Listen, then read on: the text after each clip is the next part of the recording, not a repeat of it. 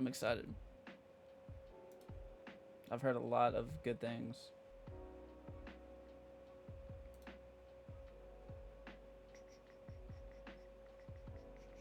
This game is not suitable for children or those who are easily disturbed. Now is your warning. This game is not suitable for you if you are a children or easily disturbed. I gotta sneeze.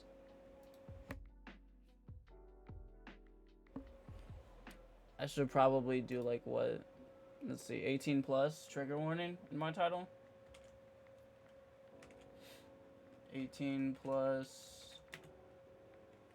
trigger warning. Surprise, motherfucker. Christina, what the hell? Thank you for the raid. Jesus. Welcome back, Shayna. What's up, AJ? What's up, Zero? Boy, howdy. What's up, Anna, Ethan? Please tell me how to pronounce your name if I pronounce it wrong. Freezer Honey was Lovely Tasting Games. I've never played this game before. This is my first time. Natalia, thank you so much for the follow. Marshmallow. Are you ready? Sabine Saba, thank you for the follow. Hey, Kat, what's up? I've never played this game before. Hey, Charlie. This is my first time. Literally my first time. Are you ready? Bree Hall, thank you for the follow as well. Keely, what up? It's Jen. All right, Jen, welcome in. What's up, Amy? Christina, thank you so much for the raid. You're too kind. I have interesting memories from this game. I've heard a lot of things.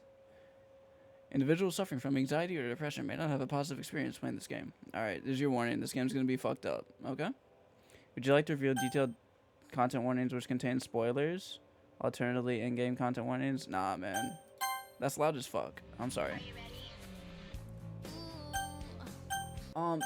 What the fuck is going on? That's so Allie. Ava's Avenue, thank you so much for the follows. It takes a little to pick up, but so worth it. That's what I heard.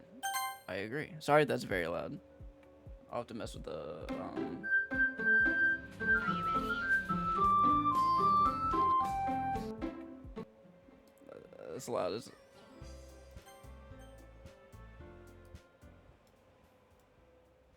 Hey, hold up. This shit slaps.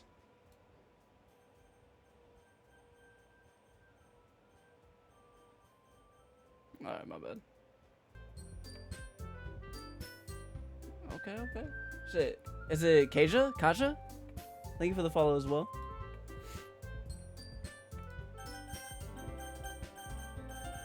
Alright, fuck it, man. Let's get this. Let's get it going. New game. Please enter your name. Why all the in-game warnings? Because it's going to be some fucked up shit.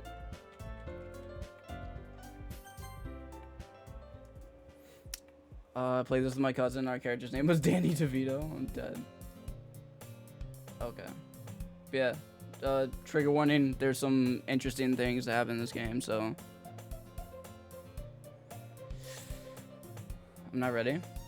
Alright now. Hey! I see an annoying girl running toward me from the distance, waving her arms in the air like she's totally oblivious to any attention she might draw to herself. How's the sound? Everything sound good? This is a cute and wholesome game about friendship, love, and literature. Love to hear it. What's up, Timmy? The girl is Sayori? My neighbor and good friend since we were children. You know, the kind of friend you'd never see yourself making today. But it just kind of works out because you know each other for so long. Thank you, Bambino. We used to walk to school together on days like this, but starting around high school, she would oversleep more and more frequently, and I would get tired of waiting up. But if she's going to chase after me like this, I almost feel better off running away. However, I just sigh and idle in front of the crosswalk and let Sayori catch up to me. Ha! Ha! I overslept again. But I caught you this time. Maybe. But only because I decided to stop and wait for you. Not the... I'm dead. You say that like you were thinking about ignoring me. That's mean. Well, if people stare at you for acting weird, then I don't want them to think we're a couple or something. Get it? Fine. But you did wait for me after all. I guess you don't have it in you to be mean, even if you want to. Whatever you say, Sayori. We cross the street together and make our way to school. As we draw near, the streets become increasingly speckled with other students making their daily commute. By the way, Chris, have you decided on a club to join yet? A club? I told you already, I'm not really interested in joining any clubs. I haven't been looking either. Eh? That's not true. You told me you would join a club this year. Did I? I'm sure it's possible that I did in one of our mini conversations where I dismissively go along with whatever she's going on about. Sayori likes to worry a little too much about me when I'm perfectly content just getting by on the average while spending my free time on games and anime. Uh-huh. I was talking about how I'm worried that you won't learn how to socialize or have any skills before college. Your happiness is really important to me, you know? I know you're happy now, but I die at the thought of you becoming a NEET in a few years because you're not used to the real world. You trust me, right? Don't make me keep worrying about you. Alright, alright. I'll look at a few clubs if it makes you happy. No promises, though. Will you at least promise me you'll try a little?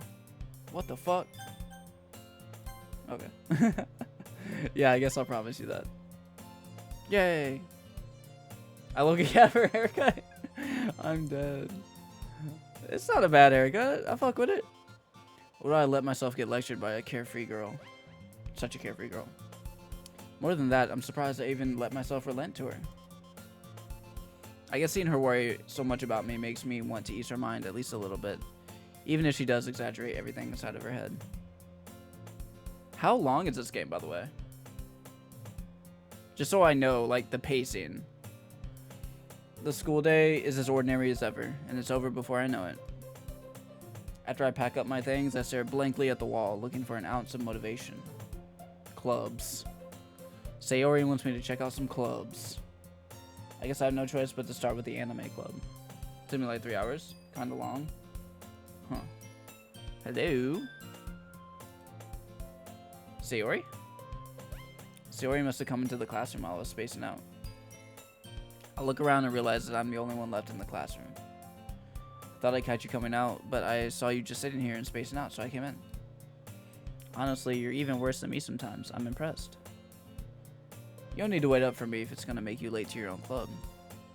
Well, I thought you might need some encouragement, so I thought, you know what? You could come to my club. Sayori. Yeah? There's no way I'm going to your club. I don't even know what club she's in. It's the uwu hands for me. Meanie. Sayori is vice president of the literature club. Oh, okay. Not that I was ever aware that she had ever... Not that I was ever aware she had any interest in literature. What's the name of the game? I mean, that doesn't mean that she's in the literature club. I thought maybe that was the club I would join, you know? In fact, I'm 99% sure she only did it because she thought it would be fun to help start a new club. Since she was the first one to show interest after the one who proposed the club, she inherited the title of vice president. That said, my interest in literature is guaranteed to be even less. Yeah, I'm going to the anime club. Ain't none of y'all old enough to go to the damn club. Come on, please. Why do you care so much anyway? Well, I kind of told the club yesterday I would bring in a new member. What's up, Algyle? And Natsuki made cupcakes and everything. Eh. Don't make promises you can't keep. I can't tell if Sayori is really that much of an airhead, or if she's so cunning as to have planned all of this out. I let out a long sigh. Fine, I'll stop by for a cupcake. Yes, let's go. Your sound effects are sending me. Today marks the day I sold my soul for a cupcake. What kind of cupcake, though? I dejectedly follow Sayori across the school and upstairs, a section of the school I rarely visit. Sayori, full of energy, swings open the classroom door. Everyone, the new member is here. I told you don't call me a new member. Eh? I glance around the room. Girl 1. Welcome to the Literature Club. It's a pleasure meeting you. Sayori always says nice things about you. Seriously, you brought a boy? Way to kill the atmosphere. Ah, Chris. What a nice surprise. Welcome to the club. All words escape me in this situation. This club is full of incredibly cute girls. Okay. What are you looking at? If you want me to say something, if you want to say something, say it. I thought Plus was supposed to be a new game. The story looks the same as the regular. I think it's just like added DLC and whatnot, if I'm not mistaken. I could be wrong. I'm gonna turn it down just a little bit. Looks like the levels are about as loud as me, so that should do. Sorry, Natsuki. The girl with the sour attitude, whose name is apparently Natsuki, is one I don't recognize. Her small figure makes her look like a first-year student. She's also the one who made cupcakes, according to Sayori. Is that a side stories? Yeah, that's what I thought. You can just ignore her when she gets moody. Sayori says that quietly into my ear, then turns back towards the other girls. Anyway, this is Natsuki, always full of energy. And this is Yuri, the smartest in the club. Don't say things like that. Hey, look, I ain't gonna lie. Yuri? Yuri, who appears comparably more mature and timid, seems to have a hard time keeping up with people like Sayori and Natsuki. Ah, well, it's nice to meet both of you. That sounds like you already know Monica, is that right? That's right. It's great to see you again. Oh my. Monica smiles sweetly. We do know each other well. Oh, we do know each other. Well, we rarely talked, but we were in the same class last year. Monica was probably the most popular girl in class. Smart, beautiful, athletic. Basically completely out of my league. So having her smile at me feels... smile at me so genuinely feels a little... You too, Monica. Come sit down, Chris. We made room for you at the table. So you can sit next to me or Monica. Ooh, do I get to choose? I'll get the cupcakes. Hey, I made them. I'll get them. Sorry, I got a little too excited. Then how about I make some tea as well? Monica's the definition of a girl boss. Love to see it. The girls have a few desks arranged to form a table. As Sayori mentioned, it's been widened so that there is one space next to Monica and one space next to Sayori. Natsuki and Yuri walk over to the corner of the room, where Natsuki grabs a wrapped tray and Yuri opens the closet. Still feeling awkward, I take a seat next to Sayori. Oh, I didn't get to choose. Natsuki proudly marches back to the table, tray in hand. Okay, are you ready? Ta-da! Whoa! Natsuki lifts the foil off the tray to reveal a dozen white, fluffy cupcakes, decorated to look like little cats. The whiskers are drawn with icing, and little pieces of chocolate were used to make ears. So cute!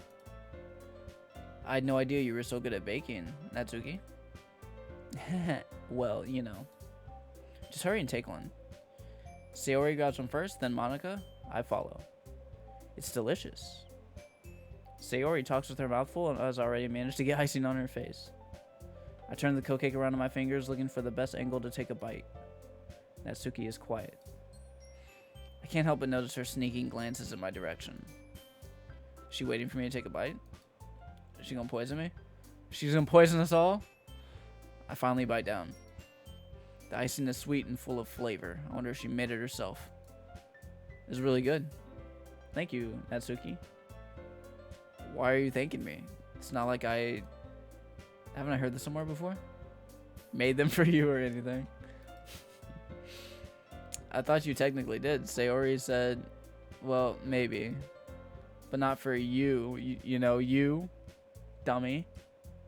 Alright, alright. I give up on Natsuki's weird logic and dismiss the conversation. Yuri returns to the table, carrying a tea set. Damn, they got everything in here. She carefully places a teacup in front of each of us before setting down the teapot next to the cupcake tray. You keep a whole tea set in this classroom? Don't worry, the teachers gave us permission. After all, doesn't a hot cup of tea help you enjoy a good book? I guess. Don't let yourself get intimidated. Yuri's just trying to impress you. Damn. It's the exposing. That's not insulted. Yuri looks away. I meant that, you know. I believe you. Well, tea and reading might not be a pastime for me, but I at least enjoy tea. I'm glad. Yuri faintly smiles to herself in relief. Monica raises an eyebrow, then smiles at me. So what made you consider the literature club? I was afraid of this question. Something tells me I shouldn't tell Monica that I was practically dragged here by Sayori. Well, I haven't joined any clubs yet, and Sayori seems really happy here, so that's okay, don't be embarrassed. We'll make sure you feel right at home, okay? As president of the literature club, it's my duty to make the club fun and exciting for everyone. Monica, I'm surprised. How come you decided to start your own club? You could probably be a board member for any of the major clubs. Weren't you a leader of the debate club last year? Well, you know, to be honest, I can't stand all the politics around the major clubs. It feels like nothing but arguing about the budget and publicity and how to prepare for events. I'd much rather take something I personally enjoy and make something special out of it. And if it encourages others to get into literature, then I'm fulfilling that dream. Monica really is a great leader. See, they look too similar. They got the same color hair, same color uniform. It's throwing me for a loop. Yuri also nods in agreement. I'm surprised there aren't more people in the club yet. Must be hard to start a new club. What am I witnessing? We're playing Doki Doki Literature Club, my dude. You could put it that way. Not many people are very interested in putting out all the effort to start something brand new. Especially when it's something that doesn't grab your attention, like literature. I'm gonna sit back. This is a novel. You have to work hard to convince people that you're both fun and worthwhile. But it makes school events like the festival that much more important. I'm confident that we can all really grow this club before we graduate. Right, everyone? Yeah! We'll do our best. You know it. Everyone enthusiastically agrees. Such different girls, all interested in the same goal. Monica must have worked really hard just to find these three. Maybe that's why they were all so delighted by the idea of a new member joining. Though I really don't know if I can keep up with their level of enthusiasm about literature. So, Chris, what kinds of things do you like to read? Well, considering how little I've read these past few years, I don't really have a good way of answering that. Manga. I mutter quietly to myself, half joking. Natsuki's head suddenly perks up. It looks like she wants to say something, but she keeps quiet. Not much of a reader, I guess. I think Yuri's digging the boy, I ain't gonna lie to you. Well, that can change. What am I saying? I spoke without thinking after seeing Yuri's sad smile. You mind posting the live stream so that we can watch it for later? Oh yeah, I save all of my VODs. So you can definitely go back and watch them.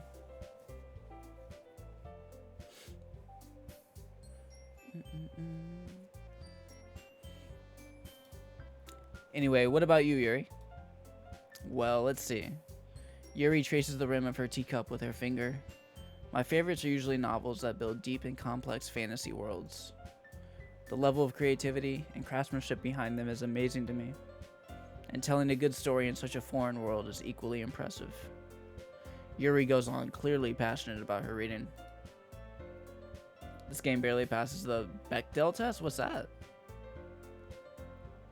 She seems so reserved and timid since the moment I walked in, but it's obvious by the way her eyes light up that she finds her comfort in the world of books, not people. So yeah, Natalia, just whenever, even when the stream ends, you just go on my channel and go to like recent broadcasts and it'll all be there. But you know, I like a lot of things. Stories with deep psychological elements usually immerse me as well.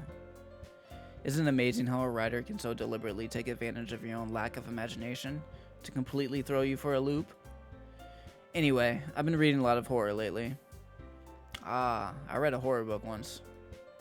I desperately grasped something I can relate to at the minimal level.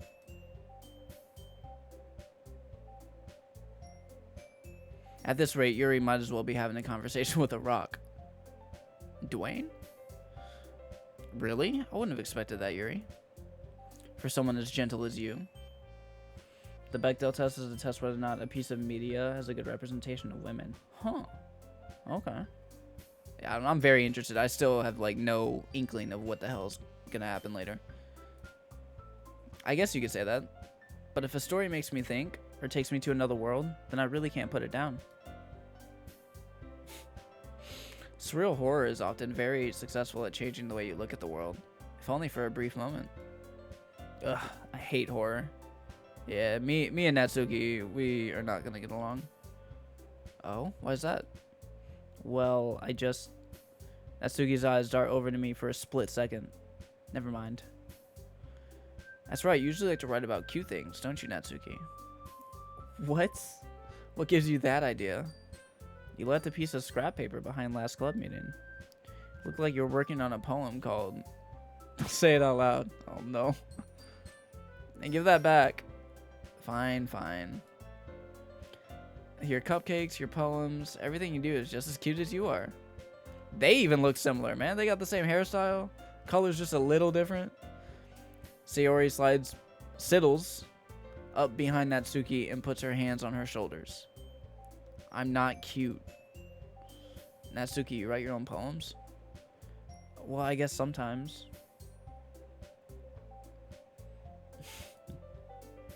Why do you care? I think that's impressive. Why don't you share them sometime? No. Natsuki averts her eyes. You wouldn't like them. Are they about me? I swear to God. Not a very confident writer yet? I understand how Natsuki feels. Sharing that level of writing takes more than just confidence. The truest form of writing is writing to oneself. The voices you make? What's wrong? What's wrong? You must be willing to open up to your readers, exposing your vulnerabilities and showing even the deepest reaches of your heart. Do you have writing experience too, Yuri? Maybe if you share some of your work, you can set an example and help Natsuki feel comfortable enough to share hers. I guess it's the same for Yuri. Aw, I wanted to read everyone's poems. We all sit in silence for a moment. Okay. I have an idea, everyone. Natsuki and Yuri look quizzically at Monika. Let's all go home and write a poem of our own. The next time we meet, we'll all share them with each other. That way everyone is even. Yeah, let's do it.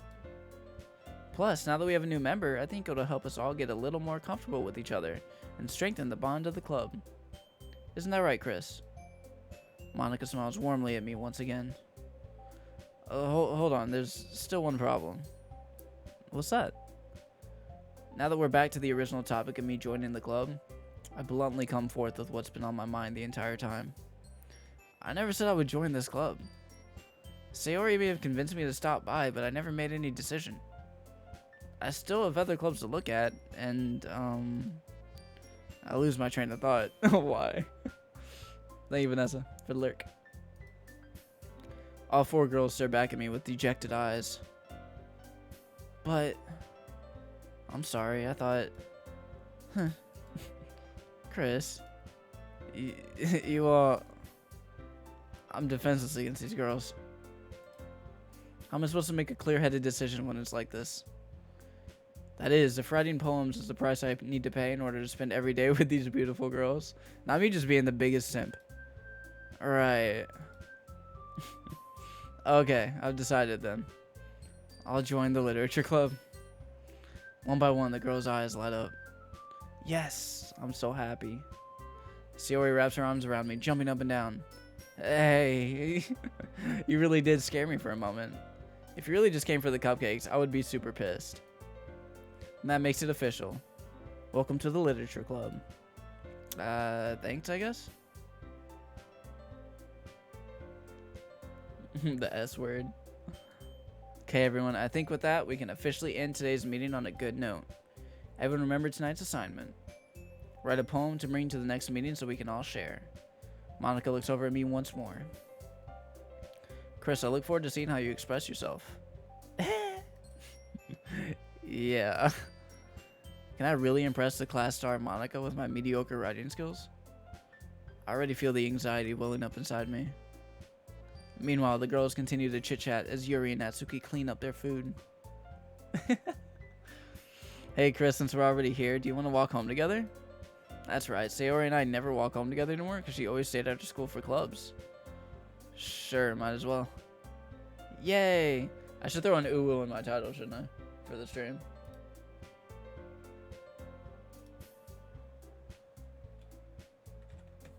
Ooh. I just did ooh. I forgot the ooh. There we go. With that, the two of us depart the club room and make our way home. The whole way, my mind wanders back and forth between the four girls. Not me with options. Sayori, Natsuki, Yuri, and of course, Monica. Will I really be happy spending every day after school in a literature club? Perhaps I'll have the chance to grow closer to one of these girls. Or all of them. Alright. I just need to make the most of my circumstances, and I'm sure good fortune will find me. I guess that starts with writing a poem tonight. Yeah, Mark, no spoilers. I gotta actually write a poem? Okay, good. I just had to pick words. Pick words you think your favorite club member will like. Something good might happen with whoever likes your poem the most. Horror.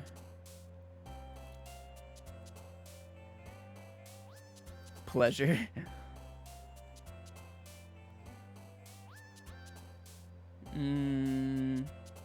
Dazzle. Too bad Thresh isn't here. He would love this. Covet music, kawaii, joy, sing, dream, peaceful, warm, heart, awesome. Kiss, secretive, skipping together, jumpy, cute, promise, pain, uncontrollable, excitement.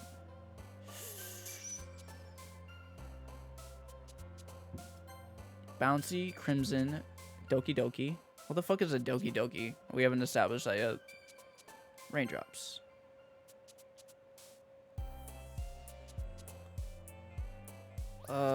Lucky. Effulgent. Games. Death, sadness.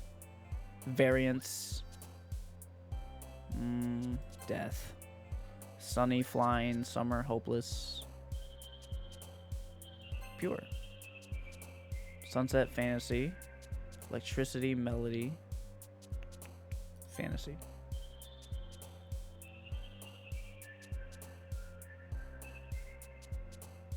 Parfait. I'm sure I'll figure out. Contamination, fireworks. Oh, fireworks would be very fitting. Let's do desire. Bliss. Goddamn. Lust.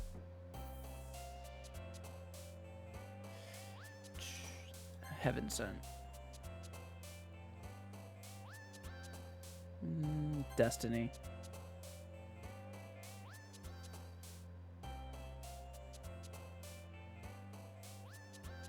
Analysis.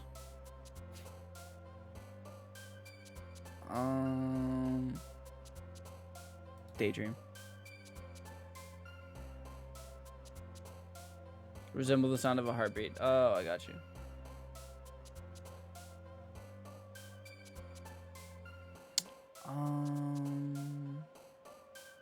Atone.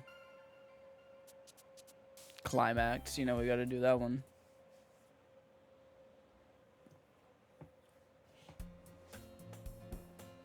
Hi again, Chris. Glad to see you didn't run away on us. Nah, don't worry. This might be a little strange for me, but I at least keep my word. Well, I'm back at the literature club. I was the last to come in, so everyone is already hanging out. Thanks for keeping your promise, Chris. I hope this isn't too overwhelming of a commitment for you. Making you dive headfirst into literature when you're not accustomed to it. Oh, come on, like he deserves any slack. Sayori told me he didn't even want to join any clubs this year. And last year, too. I don't know if you plan to just come here and hang out or what, but if you don't take it seriously, then you won't see the end of it. Natsuki, you certainly have a big mouth for someone who keeps her manga collection in the club room. Yeah, I do. Natsuki finds herself stuck between Saint Monica and manga. Manganica. Manga is literature. Swiftly defeated, Natsuki plops back into her seat. Don't worry, guys. Chris always gives it his best as long as he's having fun. He helps me with busy work without me even asking. Like cooking, cleaning my room. How dependable. Sayori, that's because your room is so messy, it's distracting. And you almost set your house on fire once. Is that so? You two are really good friends, aren't you? I might be a little jealous. Alright, Yuri. Goddamn. How come? You and Chris can become good friends too. Sayori. As usual, Sayori seems oblivious to the weird situation she just put me into. Oh, Yuri even brought you something today, you know? Wait, Sayori. Me? Not really. Don't be shy. It's really nothing. What is it? Never mind. Sayori made it sound like a big deal when it's really not. What do I do? I'm sorry, Yuri, I wasn't thinking. I guess that means it's up to me to rescue the situation. Hey, don't worry about it. First of all, I wasn't expecting anything in the first place. So any nice gesture from you is a pleasant surprise. It'll make me happy no matter what. Is that so? Yeah, I won't make a big deal if you don't want it to be. Alright. Well, here. Yuri reaches into her bag and pulls out a book. I didn't want you to feel left out, so I picked out a book that I thought you might enjoy. It's a short read, so it should keep your attention, even if you don't usually read. I want you to go high pitch for the females. My voice would be dead, bro. And we could, you know, discuss it if you wanted. This is... How is this girl accidentally being so cute? She even picked out a book she thinks I'll like despite me not reading much. Yuri, thank you. I'll definitely read this. What's up? Is it Meeper? She wants to discuss it. I know, right? I enthusiastically take the book. Whew. Well, you can read it at your own pace. I look forward to hearing what you think. Now that everyone's settled in, I expected Monica to kick off some scheduled activities for the club. But that doesn't seem to be the case. Sayori and Monica are having a cheery conversation in the corner. Yuri's face is already buried in a book. I can't help but notice her intense expression like she was waiting for this chance. Meanwhile, Natsuki is rummaging around in the closet. Meeper, thank you for the follow. Welcome in. I'm really curious to talk to Yuri a little bit more. But at the same time, I would feel bad for distracting her from reading. I catch a glimpse of the cover of her book. It looks like the same book that she lent to me. More than that, she seems to be on the first few pages. Crap. I think she knows me looking at her. She sneaks another glance at me, and our eyes meet for a split second. But that only makes her hide her face deeper in her book. Sorry. I was just spacing out. I mutter this, sensing I made her uncomfortable. No, they really do. Oh. It's fine. Too bad I don't have my bonk emote, right? This would be a perfect time. If I was focused, then I probably wouldn't have noticed it in the first place. But I'm just rereading a bit of this, so... That's the book you gave me, right? Mm-hmm. I wanted to reread some of it. Not for any particular reason. Just curious, how come you have 2 copies of the same book? Well, when I stopped at the bookstore yesterday... that's not what I meant. I mean, I just happened to buy 2 of them. Ah, I see. There's something fairly obvious here that Yuri isn't telling me, but I decided to let it go. I'll definitely start reading it soon. I'm glad to hear. Once it starts to pick up, you might have a hard time putting it down. Well, I'd never have a hard time putting it down. It's a very engaging and relatable story. Is that so? What's it about anyway? Well, Yuri closes the book and scans her eyes over the back. The book is titled Portrait of Markov. There's an ominous looking eye symbol on the front cover. Alright. I just wanted to make sure I don't accidentally give anything away. Basically, it's about this girl in high school who moves in with her long-lost younger sister. But as soon as she does so, her life gets really strange. She gets targeted by these people who escape from a human experiment prison. While her life is in danger, she needs to desperately choose who to trust. No matter what she does, she ends up destroying most of her relationships, and her life starts to fall apart. That's kind of dark, isn't it? Yuri made it sound like it was going to be a nice story, so that dark turn came from nowhere. Yuri gently giggles all of a sudden. Are you not a fan of that sort of thing, Chris? No, it's not that.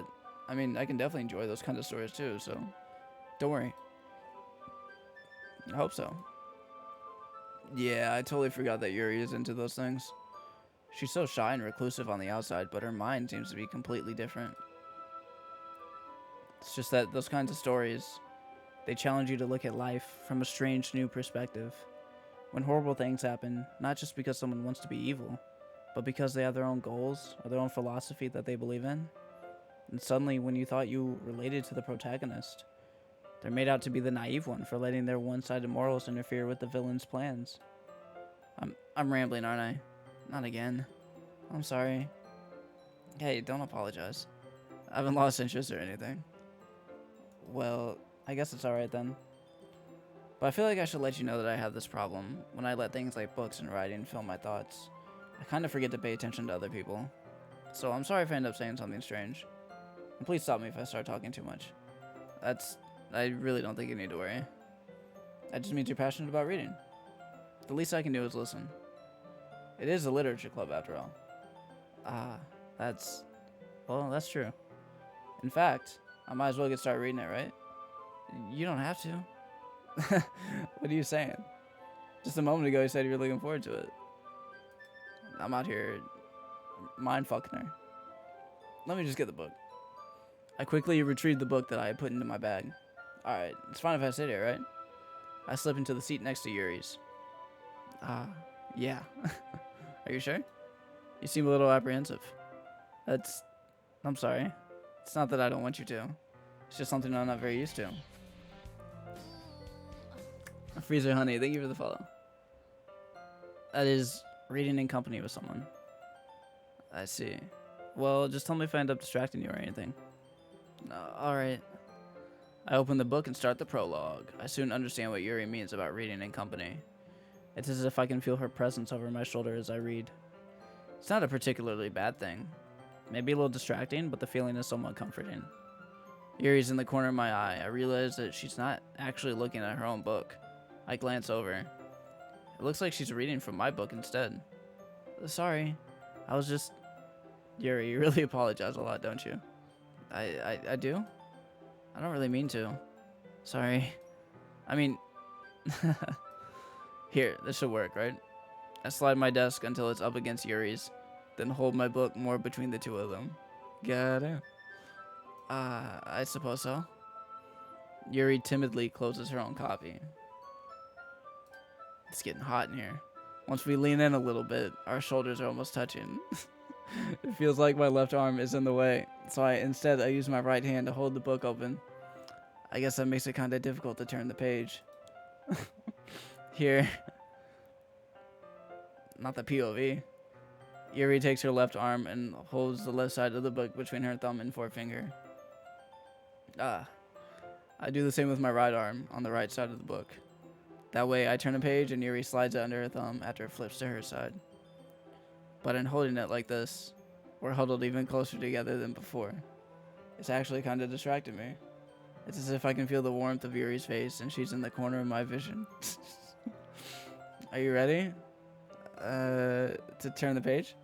Yeah, sorry. I think I got a bit distracted for a second. I glance over at Yuri's face, and our eyes meet. I don't know how I'll be able to keep up with her. That's okay. You're not as used to reading, right? I don't mind being patient if it takes you a bit longer. It's probably the least I can do. Not the side eye. Since you've been so patient with me. Yeah, thanks. We continue reading. Yuri no longer asks me if I'm ready to turn the page. Instead, I just assume that she finishes the page before me, so I turn it by my own volition. We continue the first chapter in silence. Even so, turning each page almost feels like an intimate exchange. My thumb gently letting go of the page, letting it flutter over to her side as she catches it under her own thumb. Hey, Yuri. This might be a silly thought, but the main character kind of reminds me of you a little bit. You think so? How does she? Well, I guess she's more blunt in a lot of ways, but she also second guesses all the things that she says and does. Like she's afraid she'll do something wrong. It's not like I can see into your head or anything, but they're kind of reminiscent of some of your mannerisms. I see. Yuri remained silent for a moment.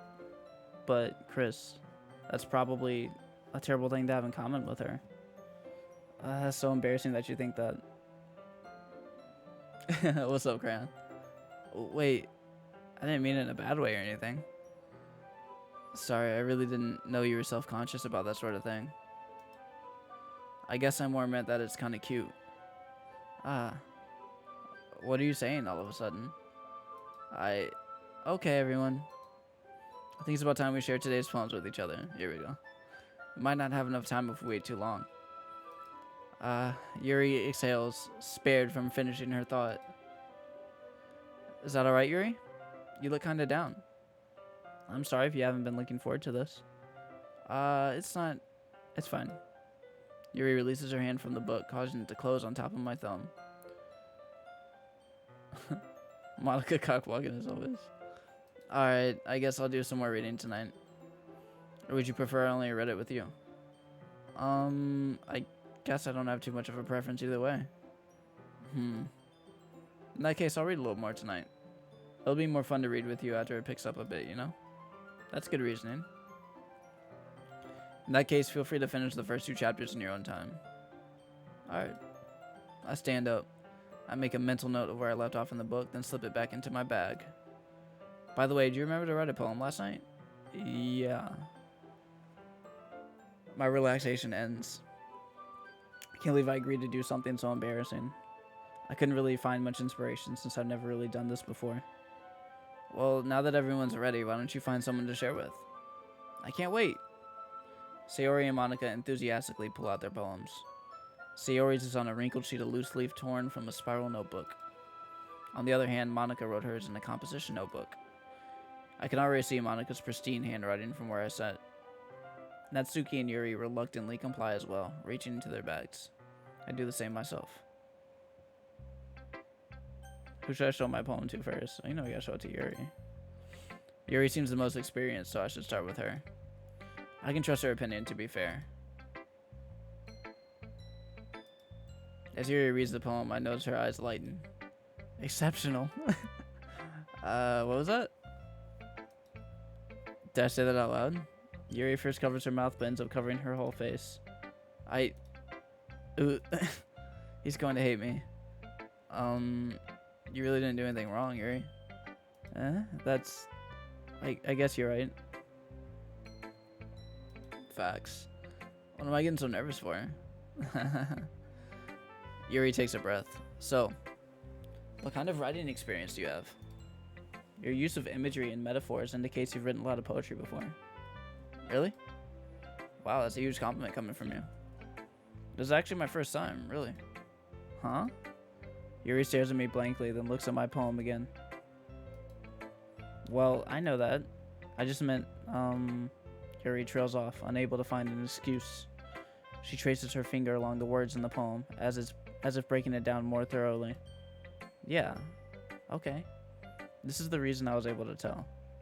It's just that there are specific writing habits that are usually typical of new writers. And having been through that myself, I kind of learned to pick up on them.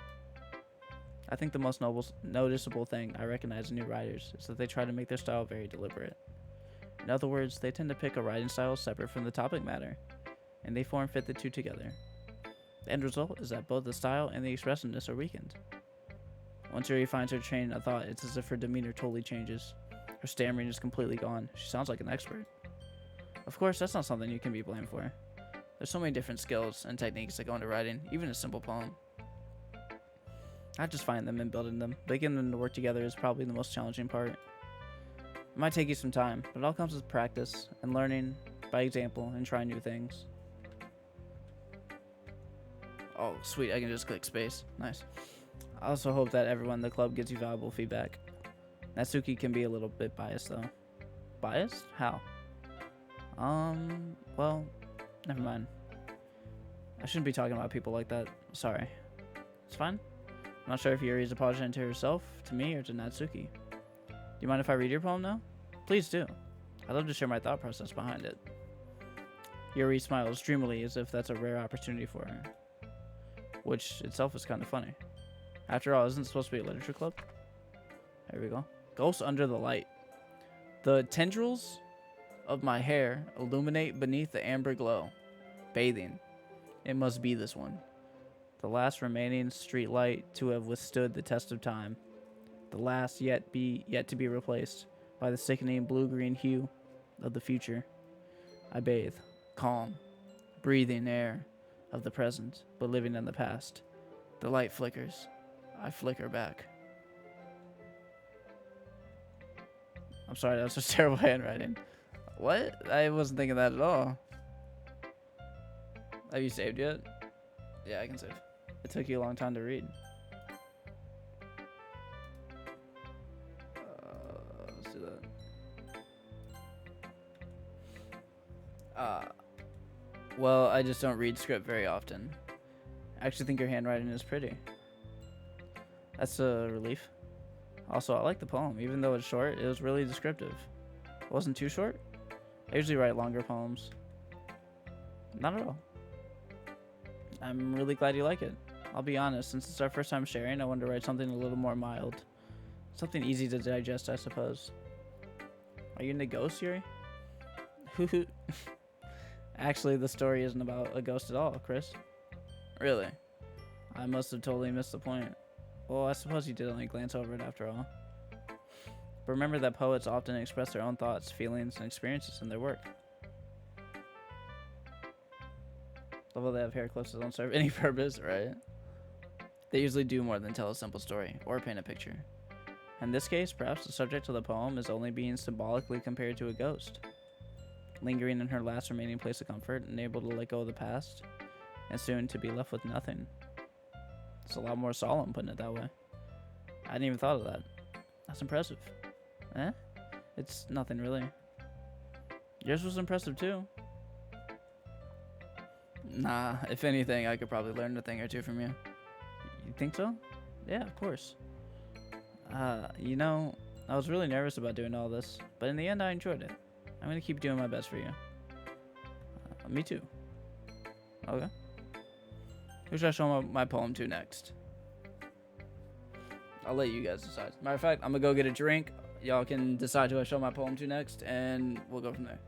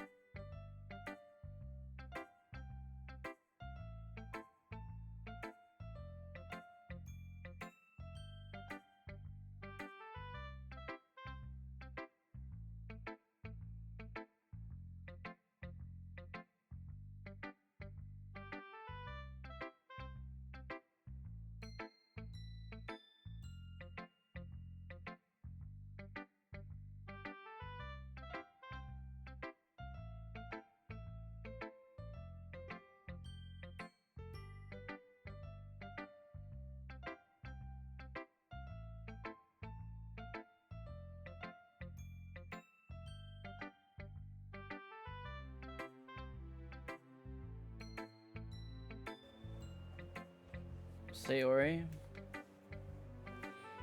She deserves better treatment from the main character. Okay. We can do that.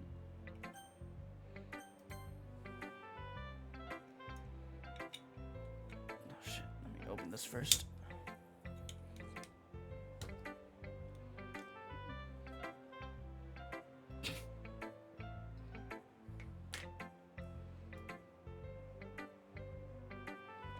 It's a good poem, Chris. Are you sure it's your first time? Of course. It's not that good. Am I the kind of guy who'd be writing poems in his spare time? I guess you're right. But that's why it impressed me. Well, to be honest, I was afraid that you wouldn't do it seriously. Or that you wouldn't write one at all. I'm really just happy that you wrote one. It just reminds me of how you're really a part of the club now. Not to mention the fact that I'm standing in front of you in the club room. Well, of course. I'm not really into it yet, but that doesn't mean I'll break my promise. See? It's like I said before, Chris. Deep down, you're not selfish at all, you know? Try new things like this for other people. That's something that only really good people do. Thanks, Sayori. I'm not sure if Sayori sees the full picture of my motive here. Then again, I can't deny that she's part of the reason I joined. Knowing how much this means to her and all. Yeah, and I'm gonna make sure you have lots of fun here, okay? That'll be my way of thanking you. Alright, I'm gonna hold you to that then. Yay! Now you'll read my poem too, right? Don't worry, I'm really bad at this. We'll see about that. Dear Sunshine, the way you glow through my blinds in the morning, it makes me feel like you missed me. Kissing my forehead to help me out of bed, making me rub the sleepy from my eyes. Are you asking me to come out and play? Are you trusting me to wish away a rainy day? I look above. The sky is blue. It's a secret, but I trust you too. If it wasn't for you, I could sleep forever. But I'm not mad. I want breakfast. Sayori, this is just a guess, but did you wait until this morning to write this? No? Just a little bit. You can answer just a little bit to a yes or no question. I forgot to do it last night. Well, at least it makes me feel a little bit better about myself. Don't be mean. I still tried my best. Yeah. I didn't mean to say that was a bad poem. It came out nice, or how should I put it? It sounds just like you. Really? Yeah. Especially that last line. I made eggs and toast, even though you were late to school. It's bad to skip breakfast. I get all cranky. Well, I guess there's no point in arguing. Anyway, thanks for showing me. Hee. This was so much fun. Monica's the best. Yeah. Next time I won't forget. And I'm gonna write the best poem ever. Well, I guess I look forward to it. Alright. Who next? Monica or Natsuki?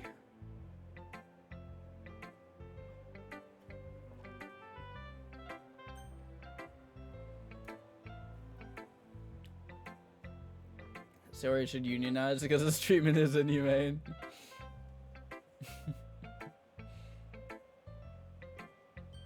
You got Natsuki or Monica?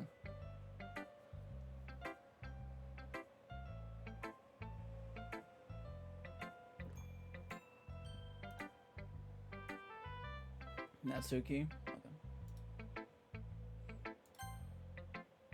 Monica goes last. Bet. Well, it's about what I expected from someone like you. It's a little blunt. Well, excuse me. It's not like what I said was bad. It's not like I said it was bad. That boy Deku? Thank you so much for the follow. Welcome in. It just didn't evoke any emotions. So basically, it's not cute enough for your taste. Do you want to get smacked? Oh, pass. Well, anyway, I guess I need to show you mine. Not that you'll like it. Eagles can fly. Monkeys can climb. Crickets can leap. Horses can race. Owls can seek. Cheetahs can run. Eagles can fly. People can try. But that's about it. Thank you for alert, Crayon. Drive safe. Yeah. Yeah, I ain't gonna lie, yo. That poem was ass. A double cup of ass. I told you weren't gonna like it. I like it. Oi, oi, oi. I'm sorry, this is English only, my friend. I do apologize. Where's my fucking command? There it is. I mean, it was so basic. It was the most basic poem ever. What? Just be honest. I am. Or are you so convinced that I wouldn't like it? Well, because everyone in high school thinks that writing has to be all sophisticated and stuff. So people don't even take my writing seriously. Isn't the point of poems for people to express themselves? Your writing style, drink water. Your writing style would make your message any less valid. I do have some water. Yes, exactly. I like when it's easy to read, but it hits you hard. Like in this poem.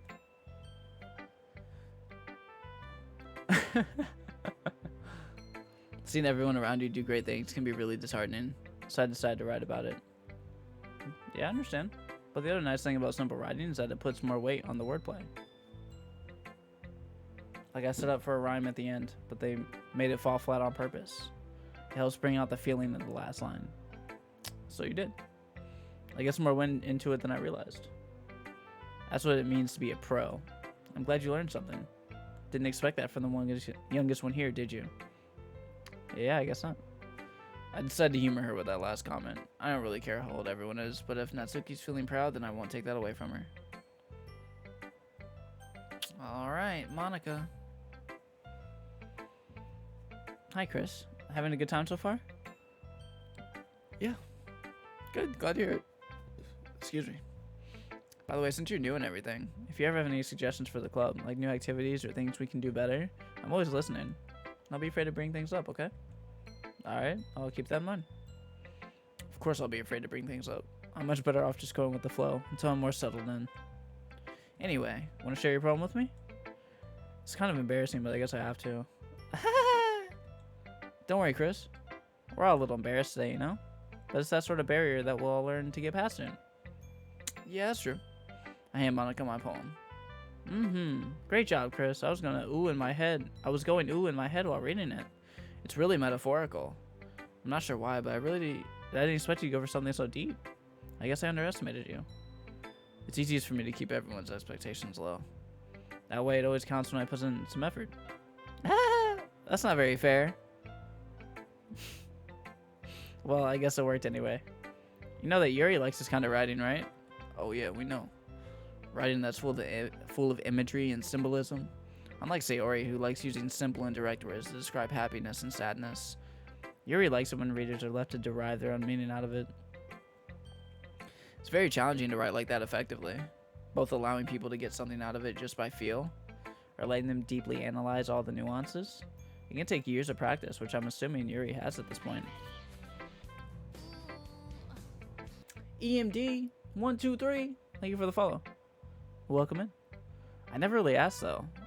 I'm sure I'm nowhere near her level yet. Don't worry so much about that. You do your own thing. Is that a goat? Just keep exploring and learn by trying new things. I'm sure I'll end up trying different things a lot. It could take a while before I feel comfortable doing this. That's okay. I'd love to see you try new things. That's the best way to find the kind of style that suits you. Everyone else might be a little biased towards their own kind of styles, but I'll always help you find what suits you the most. So don't force yourself to write the way everyone else wants you to write. It's not like you have to worry about impressing them or anything. Anyway, do you want to read my poem now? Don't worry, I'm not very good. You sound pretty confident for someone who claims to not be very good. Well, that's because I have to sound confident. That doesn't mean I always feel that way, you know? I see. Well, let's read it then. Hole in wall. It couldn't have been me. See, the direction the sparkle protrudes. A noisy neighbor, an angry boyfriend, I'll never know. I wasn't home.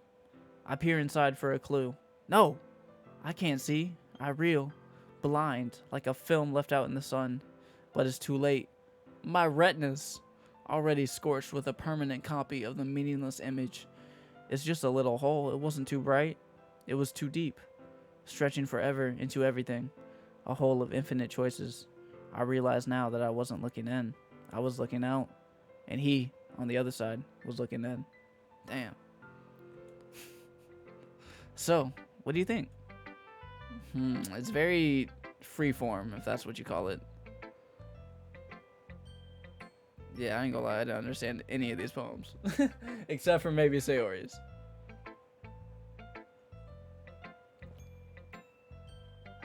Sorry, I'm not really the right person to ask for feedback. It's okay.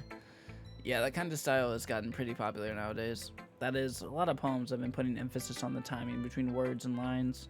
When performed out loud, it can be really powerful. There you go. What was the inspiration behind this one? Well, I'm not sure if I know how to put it. I guess you could say that I had some kind of epiphany recently. It's been influencing my poems a bit. An epiphany? Yeah, something like that. I'm kind of nervous to talk about deep stuff like that because it's kind of coming on strongly. Maybe after everyone's better friends with each other. Anyway, here's Monica's writing tip of the day. Sometimes when you're writing a poem or a story, your brain gets too fixated on a specific point. If you try so hard to make it perfect, then you'll never make any progress. Just force yourself to get something down on the paper and tidy it up later. Another way to think about it is this. If you keep your pen in the same spot for too long, you'll just get a big dark puddle of ink. So just move your hand and go with the flow. That's my advice for today. Thanks for listening. Why'd she say that like it was a YouTube video or some shit? Whew. I guess that's everyone. I glanced around the room. That was a little more stressful than I'd anticipated. It's as if everyone's judging me for my mediocre writing abilities. Even if they're just being nice, there's no way my poems can stand up to theirs. This is a literature club after all. I sigh. I guess that's what I ended up getting myself into. Across the room, Sayori and Monica are happily chatting. My eyes land on Yuri and Natsuki. They gingerly exchange sheets of paper, sharing their respective poems. As they read in tandem, I watch each of their expressions change. Natsuki's eyebrows furrow in frustration. Meanwhile, Yuri smiles sadly. What's with this language? Huh? All these racks give me a boner. I'm too hard. Did you say something? Hannah, thank you for the gift of sub to Freezer Honey. Oh, it's nothing. Natsuki dismissively returns the poem to the desk with one hand. I guess you could say it's fancy. Ah, thanks. Yours is cute too. Cute? Did you completely miss the symbolism or something? It's clearly about the feeling of giving up. How can that be cute? I know that. I just meant the language, I guess. I was trying to say something nice. Eh? You mean you have to try that hard to come up with something nice to say? Thanks, but it really didn't come out nice at all. Wow. Well, I do have a couple suggestions. If I was looking for suggestions, I would have asked someone who actually liked it. Which people did, by the way. Sayori liked it, and Chris did too. So based on that, I'll gladly give you some suggestions of my own. First of all, excuse me, I appreciate the offer, but I've spent a long time establishing my writing style. I'm not expected to change anytime soon, unless of course I come across something particularly inspiring. Which I haven't yet. And Chris liked my poem too, you know. He even told me he was impressed by it. Natsuki suddenly stands up. Oh? I didn't realize you were so invested in trying to impress our new member, Yuri. That's not what you're just... Yuri stands up as well. Maybe you're just jealous that Chris appreciates my advice more than he appreciated yours. Huh? And how do you know he didn't appreciate my advice more? Are you that full of yourself? No.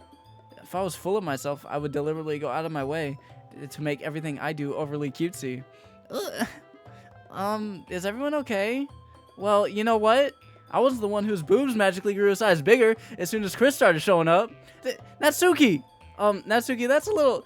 this doesn't involve you. Guys, I don't like fighting. Suddenly, both girls turned towards me, as if they just noticed I was standing there. Chris, she's trying to make me look bad. That's not true. She started it. If she could get over herself and learn to appreciate that simple writing is more effective, then this wouldn't have happened in the first place. What's the point of making your poems all convoluted for no reason? The meaning should jump out at the reader, not force them to figure it out. Help me explain that to her, Chris. Wait, there's a reason we have so many deep and expressive words in our language. It's the only way to convey complex feelings and meaning the most effectively. Avoiding them is not unnecessarily limiting yourself. It's also a waste. You understand that, right, Chris? Well? How did I get dragged into this in the first place? It's not like I know anything about writing, but whomever I agree with will probably think more highly of me, so of course that's going to be. Oh, man. I gotta think on this.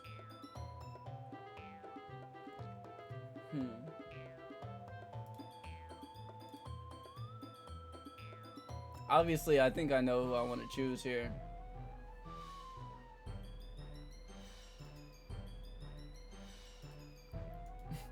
Pick wisely, as if.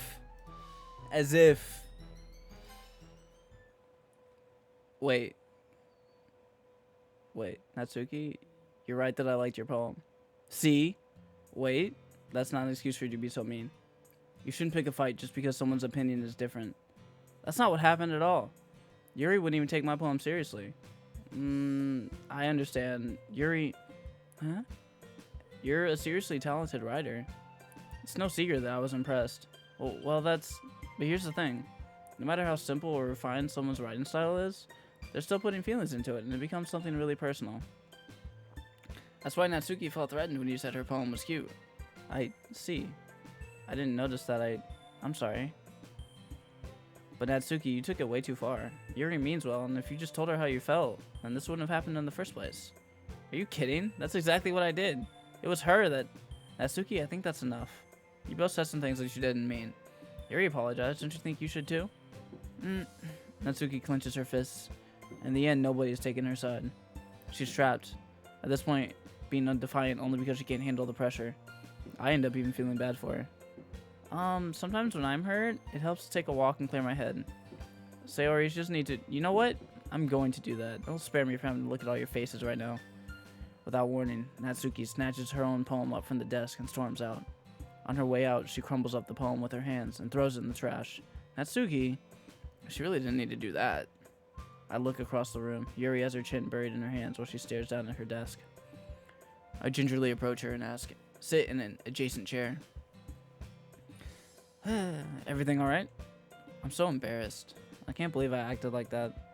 You probably hate me now. No, Yuri, how could anyone not have gotten frustrated after being treated like that? You handled it as well as anyone could. I don't think any less of you. Well, alright, I believe you. Thanks, Chris, you're too kind. I'm thankful to have you a part of this club now. It's nothing. One more thing. That one thing that Natsuki said about, I would never do anything so shameful. So, what thing did Natsuki say? Well, never mind that. I'm gonna go make some tea. Good idea. Make enough for more than one person, okay? Yeah. Whew. Okay, everyone. It's just about time for us to leave. How'd y'all feel about sharing poems? It was a lot of fun. Well, I'd say it was worth it. It was alright. Well, mostly. Chris, how about you? Yeah, I'd say the same. There's anything to talk about with everyone. Awesome. In that case, we'll do the same thing tomorrow. Maybe you learned something from your friends, too. So your poems will turn out even better. I think to myself, I did learn a little more about the kinds of poems everyone likes. With any luck, that means I can at least do a better job impressing those I want to impress. I nod to myself with newfound determination. Chris, ready to walk home? Sure, let's go. How much you plan on playing through tonight? I don't know. We'll just go as far as we can. Hee! Sayori beams at me. It truly has been a while since Sayori and I have spent this much time together. I can't really say I'm not enjoying it either. It's only 9:30. We got a lot of time. Sayori, about what happened earlier. What do you mean? Between Yuri and Natsuki. Does that kind of thing happen often? No. That's really the first time I've seen them fight like that. I promise, they're both wonderful people. You don't hate them, do you? No, I don't hate them. I just wanted your opinion. That's all. This is a cool into a bedtime story. Yeah, I hope y'all are enjoying it, man. I can honestly say I've never done anything like this before, so at least hope people are having fun. I can see why they make good friends with you. Whew. Chris, it's nice that I get to spend time with you in the club. In the club? But I think seeing you get along with everyone just makes me the happiest. I think everyone really likes you, too. That's... Every day is going to be so much fun. It looks like Sayori still hasn't caught on to the kind of situation I'm in. Sure, being friends with everyone is nice, but does it really need to stop there? We'll just have to see what the future holds, Sayori. I pat Sayori on the shoulder. I said that more to myself than to her, but it's easy to use Sayori as an internal monologue sometimes. Okay. Yeah, let's do this. I'm in bed and drifting off to your audio. Gonna have some interesting dreams. Oh, we gotta do another one? Goddamn.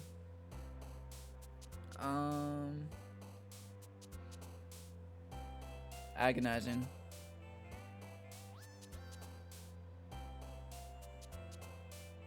Vertigo.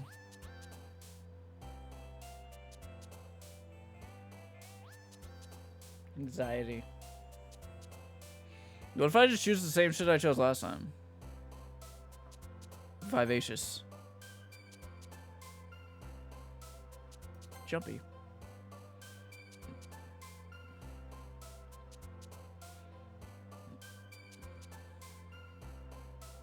Incongruent. I'm trying to choose different words that I chose last time. Despise. Ooh. Tenacious. Inferno.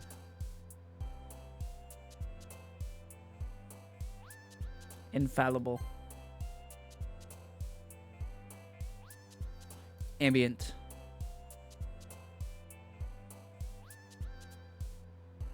Starscape.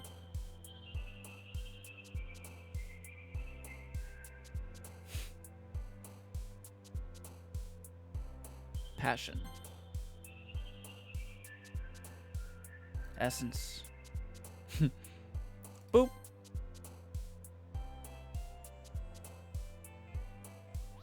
Secretive.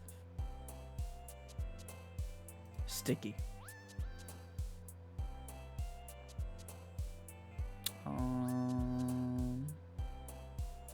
Amazing. Aura. Massacre.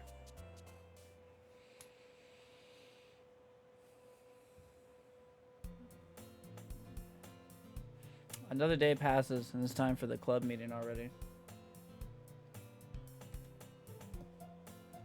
I've gotten a little more comfortable here over the past couple days. Entering the club room, the usual scene greets me. Hi, Chris. Yo, Sayori. Looks like you're in a good mood today. Hee! I'm just still not used to you being in the club, that's all. I see. It's a pretty simple thing to get you in a good mood. But I guess it's always the simple things with you anyway.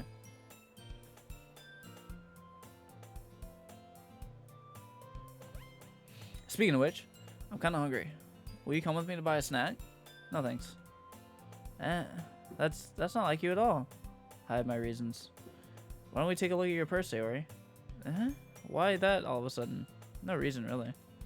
I just wanted to look at it. Sayori nervously retrieves her coin purse. She fumbles with the latch and gets it open. She turns it upside down and lets the contents spill onto the desk. Only 2 small coins fall out. I knew it. I can see right through you, Sayori. That's not fair. How did you even know? It's simple. If you had enough money in the first place, you would have bought a snack before coming to the club room. What's up, Grimjaw? Thank you for the hydrate, Mark.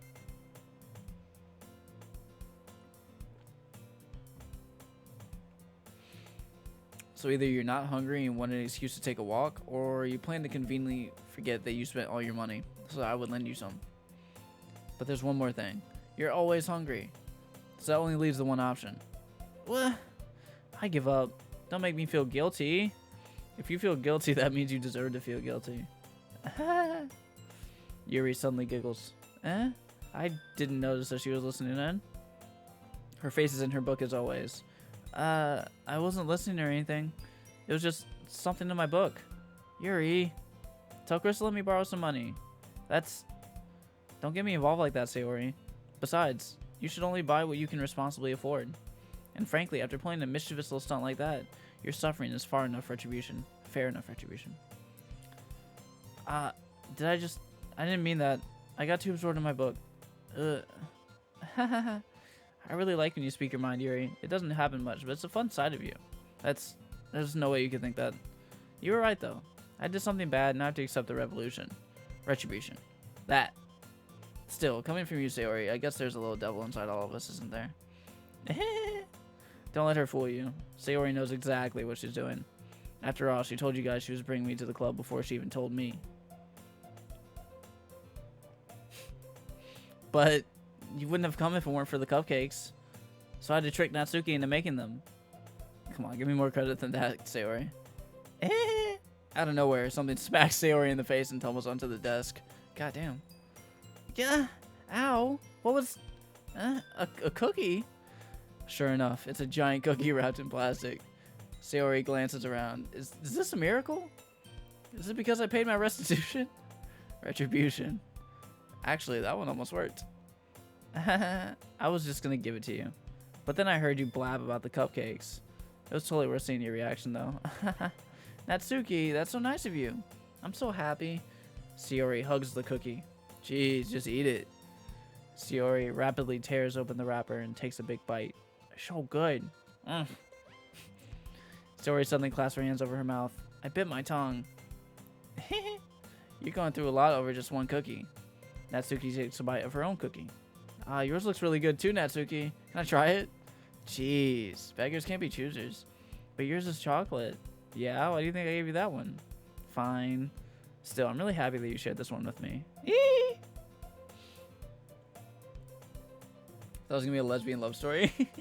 That makes sense. I don't know what the fuck I'm anticipating. Sayori gets out of her seat and goes behind Natsuki, then wraps her arms around her. I mean, there's some vibes, not gonna lie. Jeez. I get it. Cookie still in hand, Natsuki reaches up to nudge Sayori off of her. Oh? Sayori suddenly someone takes a bite on Natsuki's cookie. Yo, Sayori's a menace. She is a menace. Hey, did you seriously just do that? Mouthful, Sayori trots away to safety. Yuri and I laugh as well. Geez, you're such a kid sometimes. Monica, can you tell Sayori? Natsuki glances around. Monica isn't in the club room. Ugh, where's Monica anyway? Good question. Have any of you heard anything about her being late today? Not me. Yeah, I haven't either. That's a bit unusual. I hope she's okay. Of course she's okay. She probably just had something to do today. She is pretty popular after all. You don't think she has a... I wouldn't be surprised. She's probably more desirable than all of us combined. Yeah, that's true. Excuse me? Suddenly, the door swings open. Sorry, I'm super sorry. There you are. I didn't mean to be late. Hope you guys weren't worried or anything. Monica chose the club over her boyfriend after all. You're so strong-willed.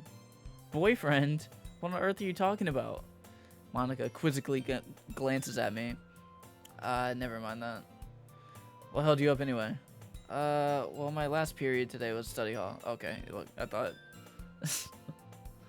I saw period. I did not think she was talking about a class. To be honest, I kind of just lost track of time. That makes no sense, though. You would have heard the bell ring, at least. I must not have heard it since I was practicing piano. Piano? I wasn't aware you played music as well, Monica. I don't, really. I kind of just started recently. I've always wanted to learn piano. That's so cool. You should play something for us, Monica. Monica looks at me. Maybe once I get a little bit better, I will. Yay. That sounds cool. I'd also look forward to it. Is that so? In that case, I won't let you down, Chris. Monica smiles sweetly. Every time she does that pose, I think of the OK Boomer TikTok. I didn't mean any pressure or anything like that. Don't worry. I've been practicing a whole lot recently, and I'd really love the chance to share once I'm ready. I see. In that case, best of luck. Thanks. So, I didn't miss anything, did I? Not really. I chose to leave out Sayori's mischievous escapade. I'm sure Natsuki wound up complaining to her anyway. Looks like everyone has already settled down. Stop breaking your back. I'm dead. Sayori somehow already finished her entire cookie. So I feel like y'all are saying, like, hints in the chat. It's weird, because I don't get any of it. Yuri is back to her book, and Natsuki disappeared into the closet. Hey, Yuri. Huh? I suddenly noticed that Yuri is reading a different book from the one we've been reading together. Sorry, I didn't mean to interrupt. No, I was kind of just waiting for you. Well, if that's the case, why don't we go ahead and get started? Yes, let's. Actually, I have a request. Do you mind if I make some tea first? Not at all. Thanks very much. If there's one thing that can make my reading time here any better, it's a nice cup of tea. Not to mention for yourself as well. Yuri stands up and makes her way to the closet. I follow and watch as she retrieves a small water pitcher from the shelf, the kind with a filter inside. Can you hold this for a second? Sure. Yuri hands me the water pitcher and also fetches an electric kettle. I'm gonna plug this in at the teacher's desk and we'll go get some water. She walks past me and sets the kettle down on the teacher's desk. I simply watch her movements. To my surprise, the way she moves really contrasts her speaking mannerisms, especially because of her long legs. Yuri appears elegant and methodical. Okay, may I have the water pitcher? Thanks, I'll be right back. I might as well walk with you. Yeah, why not? Shall we go then? Yeah. Where are you two off to?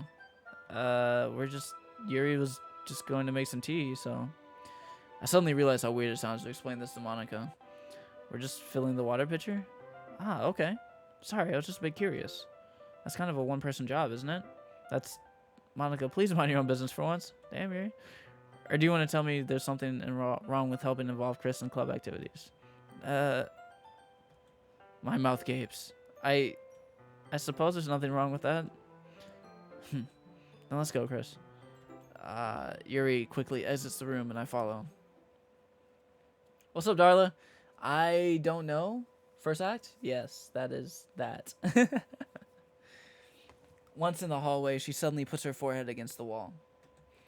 I spoke without thinking. How could I say something like that? Yuri, I just... Something about the way she said that. It made me feel so irritated. What's wrong with me? No, Yuri, I think you did the right thing.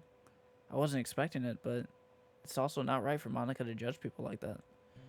Chris, how come even when I do something bad, you're being nice to me? Because nothing that you do is as bad as you make it seem in your head. Nobody's perfect. We have emotions, and we can't always hide them away. But you always amplify things in your head. Your mind turns a light rain shower into a hurricane. Ah, no. Wouldn't you hate me for something as terrible as that? Why would I hate you?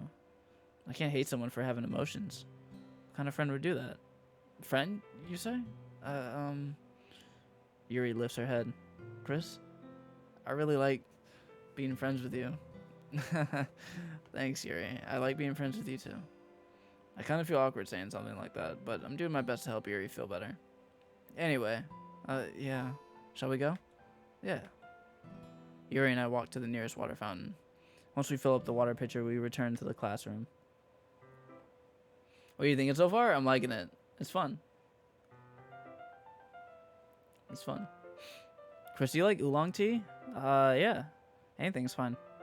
Very well. Yuri sets the temperature on the kettle to 200 degrees. Now it's time to get the teapot. You really do this properly, don't you? Of course. I shouldn't do any less when I'm making tea for others. Even if I'm not an expert on tea or anything. In that case, you'll only even be more impressed. Perhaps I will. Yuri fetches the teapot and begins measuring the tea leaves. To my surprise, she even starts humming a little to herself. You must be in a good mood now. Is that so? I was letting it show. And you noticed. I was doing a bit of thinking, and I decided that I would try expressing myself a little bit more. Turns out it's not very hard for me to do, when it's you who's around anyway. Ah, that's great, Yuri. Just don't push yourself too much. You're always worrying about me, Chris. It's very endearing. Yuri wasn't kidding. I don't even know if I can keep up with this. I'll watch Yuri pour a cup of tea for each of us. Chris, I have another request. Do you mind if we sit on the floor today? Why is that? It's a little bit easier for my back. I can read with my back against the wall rather than bending over at my desk. Ah, sorry, I didn't realize. No worries. I just have back pain fairly regularly, so I do my best to manage it. Is that so? I wonder why that is. It's most likely because my... I don't know where this is going. Your posture, right? Always hunched over like that while reading. Yes, I have terrible reading posture. So that's why we should sit on the floor. Fair enough. I'll go ahead and get the book. I retrieve the book from my bag. I have some chocolate as well. It's a bag of small chocolate candies that I kept hidden from Sayori's candy radar. I take it since it'll go well with the tea. Yuri and I then sit against the wall, teacups at our sides. As if in sync, we assume the same reading position as last time, each holding one half of the book. Except this time, our bodies are even closer to each other. I can't see too well. Yuri slides closer until our shoulders are touching. How am I supposed to focus on reading like this? Yuri was always kind of cute, but when she's being less apprehensive, it's almost more than I can handle. Your teacup. Yuri hands me my teacup. Holding it with my hand that's not holding the book, I end up in a position that makes it even harder to focus. Because now I need to worry about making sure I don't accidentally touch her chest. Meanwhile, Yuri hasn't noticed a single thing. She wears her intense reading expression, and I can only presume the world around her has faded away. I use all of my willpower to focus on reading. After a few minutes, I finally manage to relax a little. I put the teacup between my legs and fumble with the chocolate wrapper. Sorry. I briefly let go of the book to finish opening the wrapper. You can have as much as you want. That's okay. I won't take any. Are you sure? Well, if I touch it, then it might get smudges on the pages. You're right. I didn't even think about that. My bad. No need to apologize. I'll hold the book, okay? Are you sure? Of course. Yuri opens the book with both hands. She holds it so that I don't have any harder of a time reading from it. But as a result, her left arm is practically resting on top of my leg. Oh, yeah. Well, in that case, Yuri's already totally focused on reading again. I take a chocolate candy and pop it into my mouth. Then I take another chocolate and I hold it up to Yuri. She doesn't even look away from the book. She simply parts her lips as if the situation is completely natural. But that means I can't stop here. I apprehensively place the chocolate in her mouth. Just like that, Yuri closes her lips over it. Yuri's expression suddenly breaks. Did I just... Yuri looks at me like she needs to confirm what just happened. Chris, sorry. I guess I shouldn't have done that. Well, you were just helping. That's something that friends do, right? I mean, not really in this kind of context, but yeah. That's all it was. Yeah, then you don't need to stop or anything. I see. The situation has gotten really tense. Yuri tries to return to the book, but I can tell by her expression that she can't focus now. My heart is pounding. I nervously take another chocolate between my fingers, but this time Yuri's eyes meet mine. What the fuck is going on, bro? How did it even come to this? Yuri doesn't avert her gaze. I notice her chest rising and falling to the rhythm of her breaths. I raise my arm. Like before, Yuri parts her lips, but it's different this time. I take the chocolate and place it in her mouth. I feel her hot breath on my fingers. Okay, everyone. Yuri jolts back. It's time to share poems. Chris, you can help Yuri put away the tea stuff, right? Yeah, of course. Okay, thanks. The spell is abruptly broken. I'll take care of the cups. Yeah. So wait, does this only is this very linear or can things change? Like, can I be on this type of time with someone else? Or is it supposed to be Yuri every time? Yuri picks up the teacups from the floor. Oh, they'll change? Nice. I pick up the bag of chocolates. In the end, we hastily clean up without so much as a word between us. I get the feeling this is something neither of us will have the courage to bring up. Can you pick any of them? What should we do? Who y'all want to show? What's happened so far? We just fed Yuri some chocolate.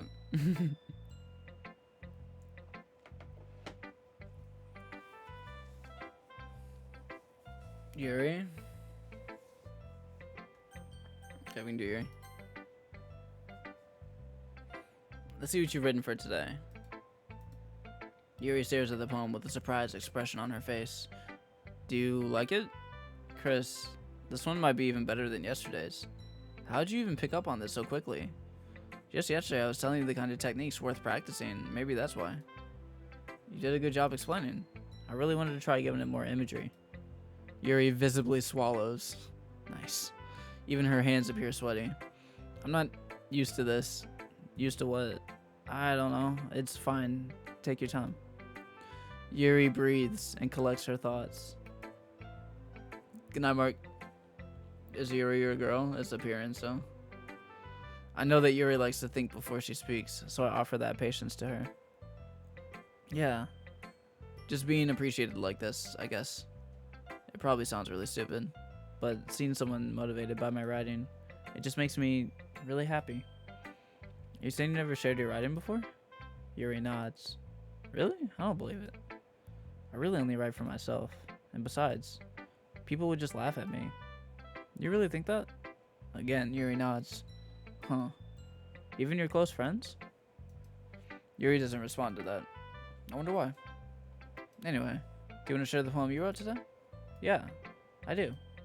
If it's with you. Okay, here we go. The Raccoon. Oh shit. It happened in the dead of night while I was slicing bread for a guilty snack.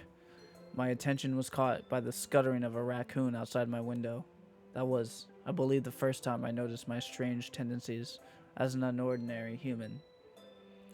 I gave the raccoon a piece of bread, my subconscious well aware of the consequences. Well aware that a raccoon that is fed will always come back for more. The enticing beauty of my cutting knife was the symptom. The bread, my hungry curiosity.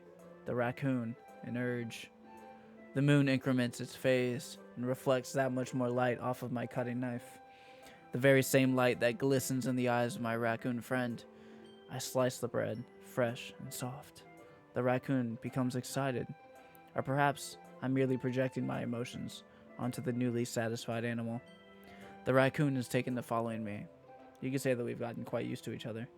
The raccoon becomes hungry more and more frequently, so my bread is always handy. Every time I brandish my cutting knife, the raccoon shows me its excitement, a rush of blood, classic Pavlovian conditioning. I slice the bread, and I feed myself again. Is this about us, Yuri?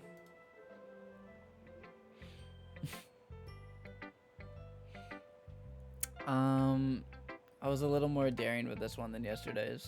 I can see that. It's a lot more metaphorical. I don't know if it's my fault, but I can't begin to imagine what this poem is about. That's right, it's a bit closer to my preferred writing style. Using the poem as a canvas to express vivid imagery and conveying emotions through them. Yeah, if I take it at face value, then I can't even figure out what it's supposed to mean.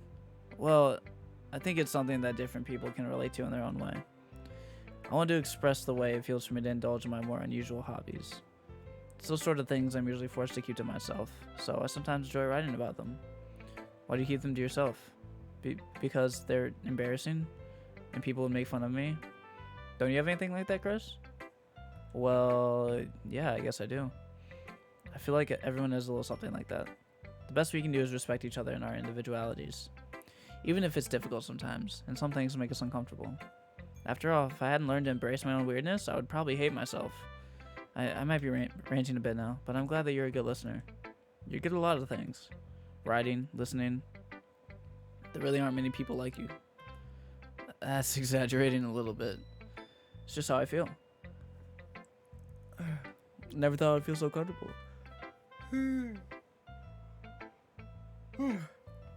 Sharing my writing. But now, I almost feel like I look forward to it. It's just a really nice feeling, and you're to thank for that. It's nothing really. Yuri smiles sincerely at me. For just a moment, her timidness seems to disappear. Okay. Sayori and Natsuki or Monica, who next?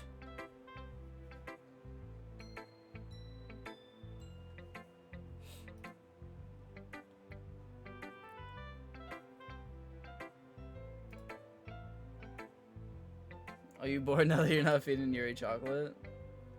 It was getting a little crazy. Oh, I like this one, Chris. It has some nice feelings in it. I'm glad. Does that mean it's better than yesterday's? Let me think. I don't know. I guess I like them both. That's not very helpful, you know? Well, I'm not very good at figuring out if poems are good or bad, but that's why I just go by my heart. If it makes me feel things, then it must be a good poem. I'm not sure that's exactly how it works. Then again, I guess conveying feelings is a pretty important part of this whole thing. Yeah, maybe. Honestly, I don't even know what kind of writing you like in the first place. Yeah, me neither. Why don't you at least try giving it some thought? You want to write something for me? That's so sweet. Yeah, right.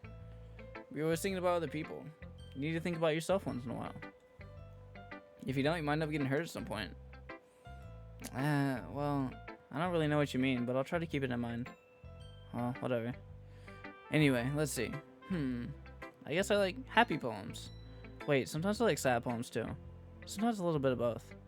There's a word for that, right? What's the word I'm looking for? Bittersweet. What's up, Minnie? Yeah, I like things that are happy and things that are sad. Happy and sad? I can't see you liking something sad, Sayori. Who rated? Christina, or Lifesimmer. She was very generous. I can't see you liking something sad, Sayori. Well, I like happy the most, but sometimes when you have a little rain cloud in your head, a sad poem can help give the rain cloud a little hug and make a nice happy rainbow. Sayori, that's unexpectedly poetic. It is? Maybe I'm getting better at expressing my feelings after all. Thanks, Chris. I should go write that down then. You can read my poem now, okay? You know what's pretty crazy? Christina got rated by Lil Simsy today. So technically, if you want to be technical, I got rated by Lil Simsy as well.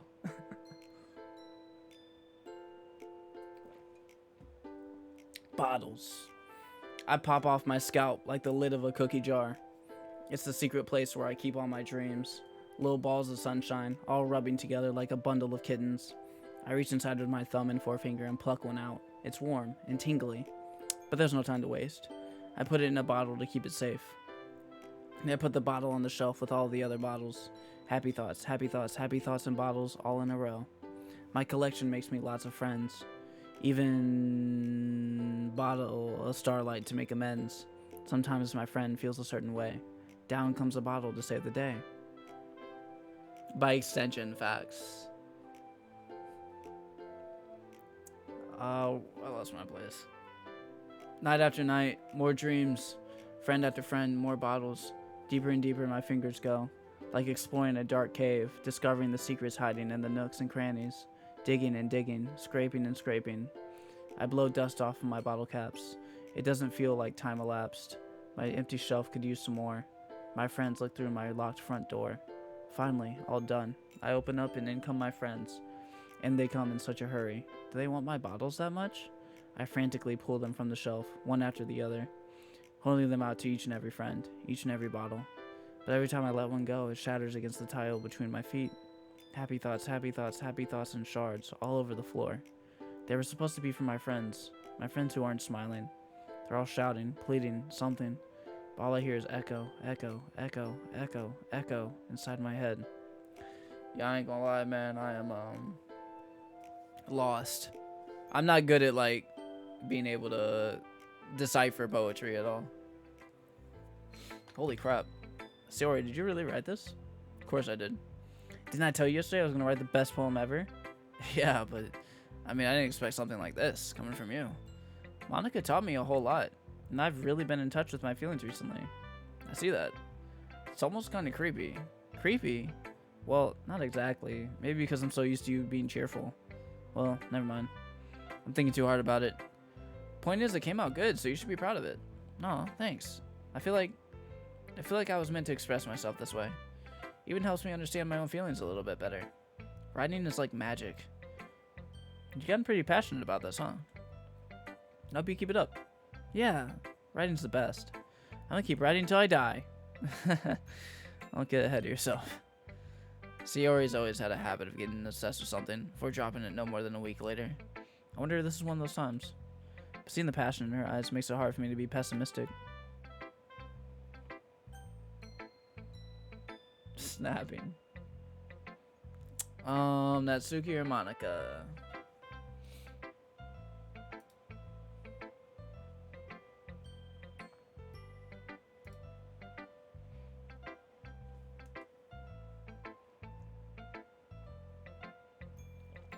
Nat Stinky.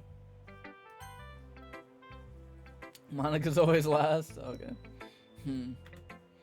I liked your last one better. Really? Well, yeah, I can tell you're a little more daring with this one. But you're really not that good enough for that yet. It fell flat. That may be true, but I just want to try something different. Still figuring this all out. I mean, I always like poems that aren't trying too hard. I think people try to sound fancy or add more meaning just by using annoying and complicated language. Just make it simple, cute, and to the point. Yuri's head over heels for all this cryptic nonsense, but I see right through that BS. Ha! Making your reader look so hard for all this deep meaning is just an excuse to have no meaning at all. Guess that's one way to look at it. Well, everyone has their own opinion. But my opinion is the best opinion. I'm sure you figured that out already. Anyway, here's my poem. Maybe you'll learn something. Amy likes spiders. You know what I heard about Amy? Amy likes spiders. Icky, wriggly, hairy, ugly spiders. That's why I'm not friends with her. Amy has a cute singing voice. I heard her singing my favorite love song. Every time she sang the chorus, my heart would pound to the rhythm of the words. But she likes spiders. That's why I'm not friends with her. One time I hurt my leg really bad. Amy helped me up and took me to the nurse. I tried not to let her touch me. She likes spiders, so her hands are probably gross. That's why I'm not friends with her. Amy has a lot of friends. I always see her talking to people. She probably talks about spiders. What if her friends start to like spiders too? That's why I'm not friends with her. Doesn't matter if she has other hobbies. Doesn't matter if she keeps it private. Doesn't matter if it doesn't hurt anyone. It's gross. She's gross. The world is better off without spider lovers. And I'm going to tell everyone. Yeah, I know. Not bad, right? It's quite a bit longer than yesterday's. Yesterday's was way too short. I was just warming up. I hope you didn't think that was the best I could do. No, of course not. Anyway, the message is pretty straightforward in this poem. I doubt I have to explain it. Sometimes you can explain complicated issues with much more simpler analogies. And helps people realize how stupid they're being. Like anyone would agree that the subject of this poem is an ignorant jerk. Do you know people like that? Of course, it's about everyone thinks might... That doesn't matter. It can be about anything. I wrote it to be easy to relate to. Everyone has some kind of weird hobby or guilty pleasure. Something that you're afraid if people find out they'd make fun of you or think less of you. But that just makes people stupid. Who cares what someone likes as long as they're not hurting anyone and it makes them happy? I think people really need to learn to respect others for liking weird things. Huh, that's funny. Yuri wrote about something similar today. Huh?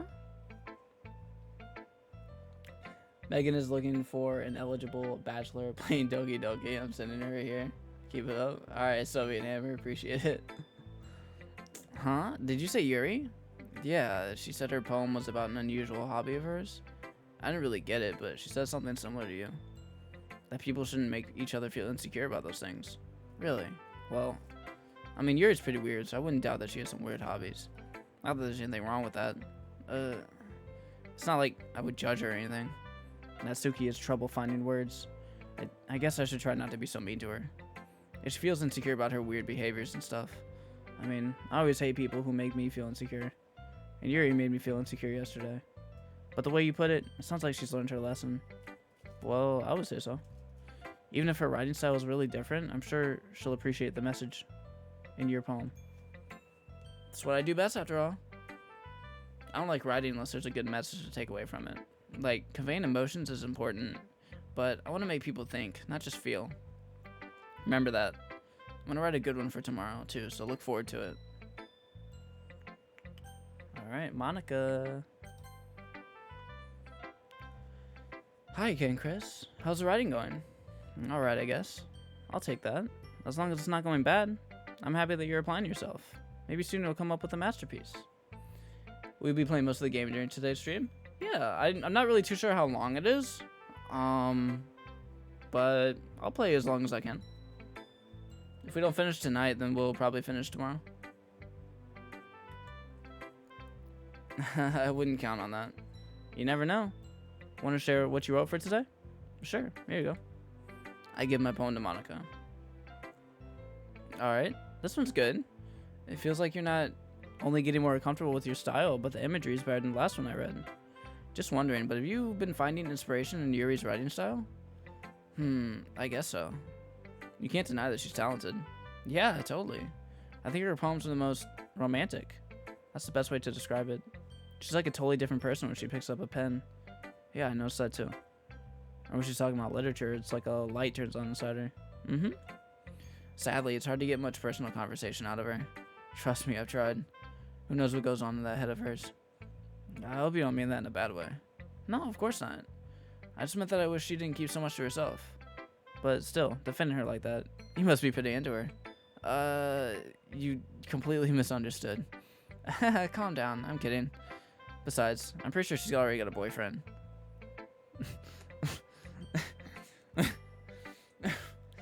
Wait, really? Yeah, fictional one anyway. Monica kind of whispers that last part to me. It's just a hunch, but, well, there's not really anything wrong with that. Oh, well, I know. I was just saying. But anyway, you want to read my poem now? I like the way this one turned out, so I hope you do too. Alright, let's take a look. Save me. The colors, they won't stop. Bright, beautiful colors. Flashing, expanding, piercing. Red, green, blue. An endless cacophony of meaningless noise. The noise, it won't stop. Violent, grating waveforms. Squeaking, screeching, piercing. Sine, cosine, tangent. Like playing a chalkboard on a turntable. Like playing a vinyl on a pizza crust. An endless poem of meaningless. Load me. Okay.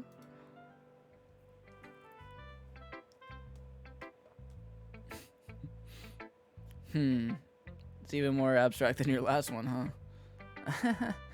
I guess it's just the way I write. I'm sorry if you don't like it. No, I never said that. It's just kind of a thing I've never really seen before, I guess. I kind of like playing with my space on the paper. Choosing where and how to space your words can totally change the mood of the poem. It's almost like magic. The way I wrote the lines really short makes it feel like they're trying to speak over the noise. I see. It's so hard for me to tell what it's about, though. Sometimes asking what a poem is about isn't the right question. A poem can be as abstract as a physical expression of a feeling or a conversation with the reader. So putting it that way, not every poem is about something. Anyway, here's Monica's writing tip of the day. Here we go. Sometimes you'll find yourself facing a difficult decision. When that happens, don't forget to save your game.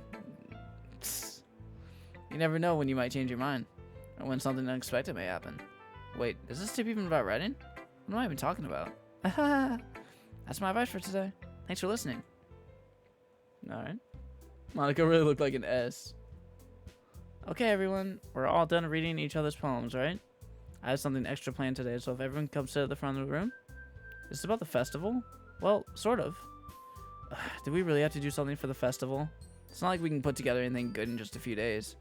We'll just end up embarrassing ourselves again instead of getting any new members. Monica, stick to the script. That's a concern of mine as well. I don't really do well with last minute preparations. Don't worry so much. We're going to keep it simple, okay? We won't need much more than a few decorations. Sayori has been really working on posters, and I've designed some pamphlets we can give out during the event. Okay, that's great and all, but that doesn't tell us what we're actually going to be doing for the event. Ah, sorry. I thought you heard about it already. We're going to be performing. Performing? Monica, yeah, we're going to be having a poetry performance. Each of us are going to choose a poem to recite during the event. But the cool part is, we're also going to let anyone else come up and recite poems too. Sayori is putting it on all the posters in case anyone wants to prepare ahead of time. Sayori, who's been coloring a poster, holds it up for us to see. Are you kidding me, Monica? You didn't already start putting those posters up, did you? Well, I did. Do you really think it's that bad of an idea? Well, no. It's not a bad idea. I just didn't sign up for this, you know? There's no way I'm going to be performing in front of a group of people like that. I agree with Natsuki. I could never in my life do something like that. Imagine it, Yuri shakes her head in fear. Guys, no, Sayori. I understand where they're coming from. Remember that Natsuki and Yuri had never shared their poems with anyone until just a couple days ago. It's a lot to ask for them to recite their poems out loud to a whole room full of people. I guess I kind of overlooked that. So, I'm sorry. But I still think we should give it our best. We're the only ones responsible for the fate of this club. If we start the event and each put on a good performance, then it'll inspire others to do the same. And the more people who perform, the better we'll be able to show everyone what literature is all about. Yeah, it's about expressing your feelings, being intimate with yourself, finding new horizons, and having fun. That's right. And it's those reasons we're all in this club today. Don't you want to share that with others? To inspire them or find the same feelings that brought you here in the first place? I know you do. I know we all do. And if it all And if all it takes is standing in front of the room for 2 minutes and reciting a poem, then I know you can do it. Natsuki and Yuri remain silent. Sayori looks worried. I guess that leaves me no choice. I agree. I don't think it's too much to ask. I think that Sayori and Monica have really been trying hard to get new members. The least we can do is help them out a little bit. Well, maybe, but it looks like Natsuki doesn't have any arguments left. Okay, fine. I guess I'll just have to get it over with. Alright. Whew. Thanks, Natsuki. What about you, Yuri? Yuri dejectedly glances around at everyone else's expectant faces. I guess I don't really have a choice. That's everyone. You're the best, Yuri. This club is seriously going to be the death of me. Oh gosh, you'll be fine, Yuri. But anyway, let's move on to the main event. I want each of you to choose a poem of yours. We're going to practice reciting them in front of each other. No way. Monica, this is too sudden. Well, if you can't recite your poem in front of the club, how do you expect to do it in front of strangers? Oh no. Don't worry. I'll start off to help everyone feel a little more comfortable. Can I go next? Of course. Now, let's see. Monica flips through her notebook to the specific poem she has in mind for herself. She then stands behind the podium. The title of this poem is The Way They Fly. Monica begins reciting her poem. Her clear, confident voice fills the room. More than that, her inflection is pristine. She knows exactly how to apply emotion behind each line she recites, bringing the words to life. Is this something she's done before, or is she simply a natural? I glance around me. Everyone has their eyes on Monica. Sayori looks amazed. Yuri has an intense expression on her face that I don't understand. Finally, Monica finishes the recitation. The four of us applaud. Monica takes a breath and smiles. That was so good, Monica. Thank you very much. I was just hoping to set a good example. Are you ready to go next, Sayori? I'll go next. Yuri's fired up all of a sudden. Yuri clutches a sheet of paper between her hands and stands up. Keeping her head down, she walks quickly over to the podium. This poem is called... Yuri anxiously glances at each of us. You can do it, Yuri. It's called After Image of a Crimson Eye. Yuri's voice shakes as she starts reading the poem. Just a moment ago, she practically refused to do this.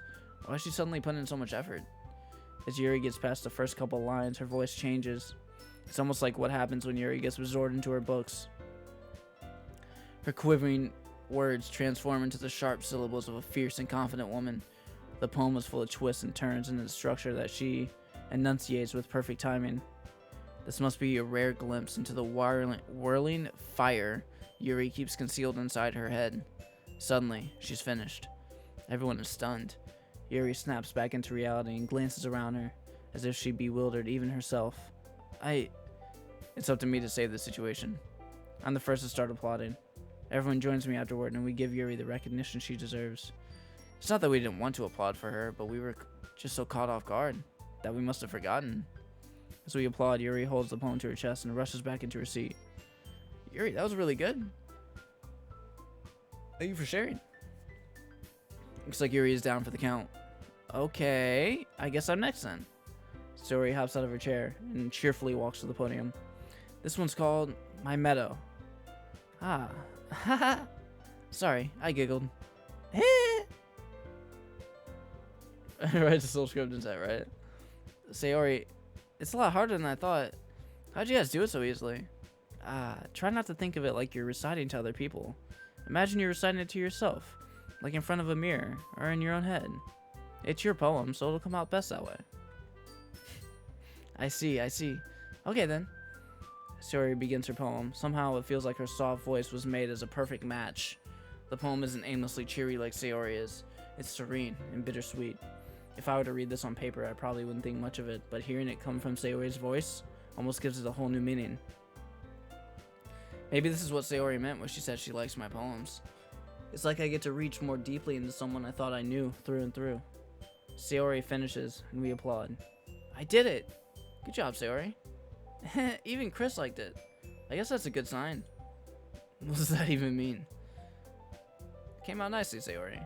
The atmosphere of the poem fits you really nicely. But it might be that other poems wouldn't work quite as well with that kind of delivery. I don't really understand. In other words, I've seen poems of yours where that sort of gentle delivery wouldn't work as well. they might need a little more force behind them, depending on what you're reading. Oh, I know what you mean. Well, I've been practicing that kind of thing. It's just embarrassing to do in front of everyone. The next time, I'm gonna make you pick a poem that challenges you a little more. We won't have much time before the festival, you know? Okay. Now, who's next? Natsuki? Don't make me go before Chris. It's not like I can compare to you guys anyway. Might as well let Chris lower everyone's standards a bit before I have to do it. Natsuki? It's fine, it's fine. I might as well get it over with. But it's not like I have much selection of what to read. I'll just have to go with what I wrote for today. I stand up and step in front of the podium. Everyone has their eyes on me, making me feel terribly awkward. I recite my poem. Since I'm not exactly confident in my own writing, it's hard to put energy into it. Despite that, once I finish, I receive applause anyway. Sorry, I'm not really as good as everyone else. Don't worry about it so much. I think it's less about your abilities and more about your lack of confidence in your writing. That's something that'll improve over time, though. Yeah, maybe. Alright then, that just leaves you, Natsuki. Yeah, I'm going. Natsuki begrudgingly gets out of her seat and makes her way to the podium. This poem is called... Why are you all looking at me? Because you're presenting. Anyway, this poem is called Jump. Natsuki takes a breath. Once she starts reciting her poem, her sour attitude disappears a little. While she's still a little unenthused, her poem has a rhythm and a rhyme to it. It's Natsuki's trademark style, and works surprisingly well when spoken aloud. The words feel like they bounce up and down, as if giving life to the poem. Natsuki finishes, and everyone applauds. She huffs back to her seat. That wasn't so bad, was it? Easy for you to say. You better not make me do that again. Well, do you at least feel prepared enough to recite a poem in front of other people? I mean, do it in front of other people would be way easier. I can put on whatever face I want for other people. When it's just my friends, it's just embarrassing. That's a surprise, Natsuki. I think it would be the other way around for me. Well, that's just how it is, so... Well, I guess in that case, you won't have much to worry about for the festival. That said, I want to thank everyone for coming through. It might be hard, but I hope that you all have an idea of what it's like now. Make sure you pick a poem and get enough practice for the festival, okay? I'll be making pamphlets, so let me know ahead of time what you'll be reciting. Jeez, I should probably find some other poem to recite then. That's fine too. Doesn't have to be your own. I'm very pleasantly surprised that you're putting all this effort in for the club. Makes me really happy. Yeah, no problem. Okay, everyone. I think that's about it for today. I know the festival's coming up, but let's try to write poems for tomorrow as well. It's been working out really nicely so far, so I'd like to continue that. As for the festival, we'll finish planning tomorrow, and we'll have the weekend to prepare. Monday's the big day. I can't wait. I can do this. Alright. I stand up. There's no way I'll be able to find the same enthusiasm as Sayori and Monica, but I'll do my best to get through it. If it's for the sake of the club and impressing Monica, I'll have to do my best. Ready to go, Sayori? Yep. Look at you two, always going home together like that. It's kind of adorable, isn't it? Jeez, guys, don't make such a big deal out of it. Must be a little nice, though. Well, how am I supposed to respond to that? It's okay, Chris, you don't have to say it. Whatever, let's go already. How do I know when Act 1 is over and Act 2 begins? Because I might just do, like, to Act 2. I walk home with Sayori once more. Even though it's only been a few days, a lot of things have already changed. But today, Sayori is being a little quieter than usual on the way home. Hey, Sayori. Sorry, I was spacing out. No wonder. I was thinking about something from earlier. I like how we get to... I mean, Sayori fumbles with her words. When you get booted to the loading screen. You'll know? Okay. So, let's just say that one day, Yuri has to walk home with you. Huh? What would you do? What kind of question is that? You're kind of putting me on the spot here. Well, alright. Obviously, you know, we fucks with Yuri. I fuck with Sayori too, though, but on a different level. Like, that's the homie. I don't want to hurt her feelings or none, you know?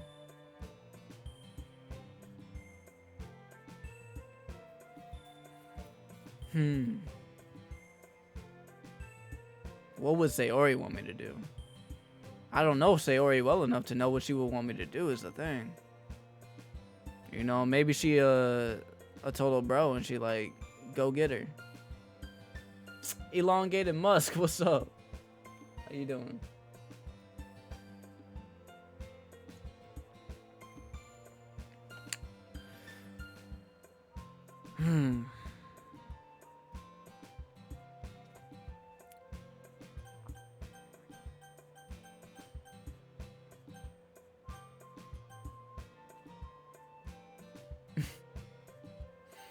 I will walk home with Yuri. I will still walk home with Sayori.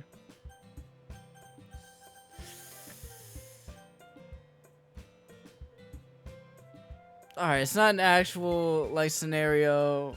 I'm gonna just tell Sayori I would walk home with her, even though I'd probably walk home with Yuri. Sayori, you really think I would ditch you for Yuri? But she's so beautiful and smart. Jeez. I already see her in the club every day. Besides, you always really seem to like going home together. I wouldn't just ruin that for you. You're so silly, Chris. You think about me too much sometimes. Yuri would deserve it if she wanted it, so... Alright, shit, and there you go. Sayori, I already made up my mind. I really can't figure out sometimes. Sorry. Besides, what's the point in speculating something that's never gonna happen? Well, now we know what's gonna happen. Conversation trails off. All good, Grace. Let's go with your homegirl. Got to. It's kind of a weird thing for Sayori to care about so much. But I want to respect her and keep her happy too. Then again, the festival is only a few days away. Who knows what will happen at that time.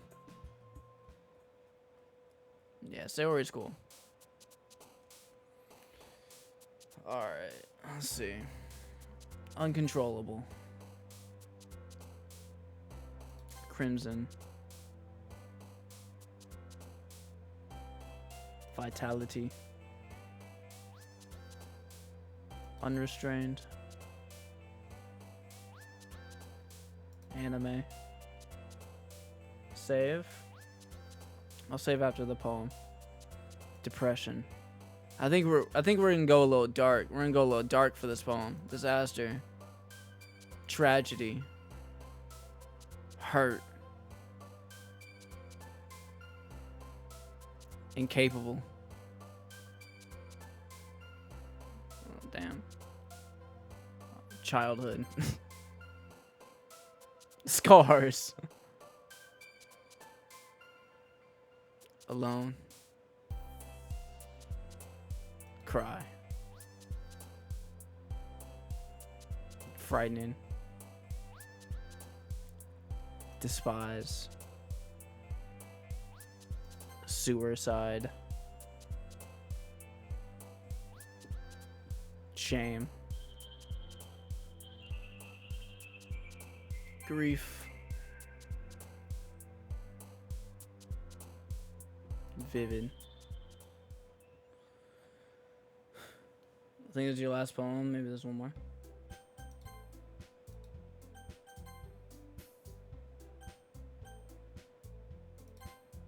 Aw, man. I'm the last one here again. Don't worry, I just walked in too. Were you practicing piano again? Yeah. You must have a lot of determination. Starting this club, not picking up piano. There's one more after this? Okay, but... Well, maybe not determination, but I guess passion. Remember that the club wouldn't be here if it wasn't for all of you. I'm super happy that you're all willing to help out for the festival, too. I can't wait for the festival. It's gonna be great. Weren't you just complaining about it yesterday, Natsuki? Well, yeah. I'm not talking about our part of the festival, but it's a whole day of school where we get to play and eat all kinds of delicious food. You sound a bit like Sayori all of a sudden. Monica, do they usually have fried squid? Squid? That's a pretty specific thing to look forward to. Aw, come on. Are you saying you don't like squid? You, of all people? I didn't say I don't like it. Besides, what do you mean by you of all people? Because it's right in your name. Monica. That's not how you say my name. Monica? Inca? I don't know. Content warning, Monica. That's not how you say my name at all. Also, that joke makes no sense in translation. Never mind. Let's just focus on our own event for now, okay? I thought I just said Monica Slytherin. Ika is Japanese for squid. Fine, fine. Your reaction aren't as fun as Yuri or Sayori's. Look, I'm not gonna lie. I don't understand the disdain for Monica so far. I don't think she's that bad. But I guess something's gonna happen later. Excuse me. Where's Sayori anyway? Oh, there you are. Sayori is sitting at a desk in the corner of the room, looking down at nothing. I walk over to her. Hey, Sayori. I have my hand in front of her face. You're spacing out again. Sorry. Don't mind me. You can go talk to everyone else. Huh. Is everything alright? Of course. Why wouldn't it be? Just feels like you're a little off. Sorry for assuming things. Jeez, you worry too much about me. I'm fine, see? Sayori shows me a big smile. Don't let me distract you by having fun with everyone. Well, alright. If you say so. I worriedly glance at Sayori before turning back toward everyone else. But the conversation is already dispersed, with everyone back at their usual activities. Maybe I should ask Monica if she's noticed anything about Sayori recently. Since they've been preparing for the festival, they must be spending a lot of time together. I timidly approach Monica, who is shuffling through some papers at her desk. Sorry. Chris, what's up? Hey, this might sound a little strange, but have you noticed anything up with Sayori recently? Anything up with her? And what way do you mean? Maybe I'm reading into it a little too much, but she seems a bit downcast today. Oh, you think so? Can't say I've noticed anything about her. Monica peers across the room at Sayori, who is idly dragging a rubber eraser up and down her desk. Maybe there is something on her mind, but I'm surprised I'm not the one asking you, Chris. You had developed a soft spot for Sayori? Yeah, she's cool. You certainly know her a lot better than I do.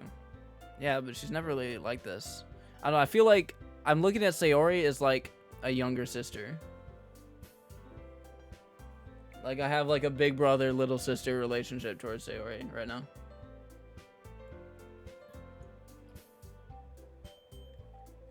Yeah, but she's never really like this. She's always talked to me about things that bothered her. But this time when I asked her, she was really dismissive. Sorry, I know it's not your problem. I just wanted to ask if you knew anything, so I'll drop it now. Oh no, it's important to me too. I mean, I'm also friends with her. Yo, elongated must, thank you for the follow. I also care about the well-being of my club members, you know? Maybe I'll try talking to her myself. Are you sure about that? She seemed like she wanted to be left alone. Are you sure? Maybe she just has a hard time bringing it up with a person of interest. Person of interest? What do you mean by that? I'm saying that maybe the thing on her mind is you, Chris. Oh, no, man, no. Me? How on earth would you come to that conclusion? Well, I probably shouldn't say too much, but Sayori talks about you more than anything else, you know? She's been so much happier ever since you joined the club. It's like an extra light was turned on inside of her. What? Oh, way. Sayori's always like that. She's always been full of sunshine. It's not any different now than it always has been. You're so funny, Chris. Have you thought that maybe you've always seen her as so cheerful? Because that's just how she is when she's around you? I said too much. I'm sorry. I know anyway. I didn't mean to jump to conclusions, so you should just forget about what I said. I'll try to talk to her, so try not to think about it for now. Alright. Monica smiles meaningfully. I know she said to forget about it, but I already know that I won't be able to get her words out of my head. Monica stands up from her desk and walks across the room to where Sayori is sitting. I watch her kneel down next to Sayori and gently talk to her. She's keeping her voice so quiet that I can't hear her from here. I sigh and sit myself down. I know Sayori told me not to worry about her and to have fun with everyone else, but that's impossible to do when she's behaving like this. Exactly how much do I care about her that I'm letting this weigh me down so much? Now it feels like I'm the one behaving out of the ordinary. But there's nothing I can do besides wait for Monica. Why does it feel like I'm being watched? I glance around the room. Suddenly I notice Yuri peering at me from over her book. But she looks away just as quickly with a flustered look on her face. I realize that she won't get anywhere like this. I've never really even seen Yuri approach anyone or start a conversation on her own accord. So I have no choice but to approach her myself. By now it's a little easier for me to do that. I stand up from my desk and sit in one next to her own. I didn't mean to bother you or anything. Relax, you didn't even do anything. But I could tell that you wanted to be alone with your thoughts. Alone with my thoughts? How are you even able to tell that I was thinking like that? Well, it's something that I do a lot, so it wasn't hard for me to spot based on your posture and expression. Not that I was staring or anything. I didn't do anything creepy like that. In any case, I guess you were right. I'm sorry if I caused you any concern. Don't apologize. Your troubles are only the concern of those who willingly share in that concern. Of course, there are certainly those who find the most comfort in keeping to themselves. But if you would prefer to share what's on your mind, then I would be glad to listen. It's really not that big of a deal. I was just feeling a bit uneasy about Sayori. Sayori? Yeah, she seems a little off today, but when I asked her about it, she didn't want to admit it to me. So, I can't help but wonder if something happened to her. Oh? That's quite romantic. Sorry. I didn't mean to say something stupid. It's not that, I just didn't want you to misunderstand. Sayori and I have just been friends for a long time, that's all. Ah, I see. Then perhaps it is unusual for her to be dismissive to you about her feelings. Maybe I'm just reading into it a little too much. Chris, the world is full of meaning, often hidden deep beneath plain sight, and there are many untold mysteries behind every person, no matter how well you may know them. Ah, so you think that there might be something behind it after all? I think that Sayori is a very complex person. Her mannerisms on the outside don't always match what may be going on inside her head, and she may not always know what she wants. I noticed her strange behavior today too. I also feel some concern for her. But in your case, it looked like she was fully occupying your thoughts, wasn't she? Well, I guess that was the case. Sayori, she really means a lot to you, doesn't she? I guess. But you don't need to put it that way. We're just good friends, that's all. Yuri suddenly looks deeply into my eyes. Her expression is gentle and curious, as if she was searching for something. Embarrassed, I avert my gaze. Sometimes, a person's mysteries are untold, even to themselves. And you, as someone honest and caring, may uncover feelings you weren't aware were in you. That is, I think that she would be a very fortunate person to have you feel that way about her. You're giving me too much credit. I'm a pretty simple guy, so I think I'm pretty good at understanding my own feelings. I'm not nearly as sophisticated as you. That's not a compliment, is it? It is what it is. Anyway, as long as we're here, why don't we do some reading? Well, as long as you're okay with it. Yeah. I should be taking my mind off this whole thing anyway. Bro. I'm stressed. I'm stressed. What the fuck? The fuck do I do? Goddamn. Okay, everyone. After some time passes, Monica calls out to the club room.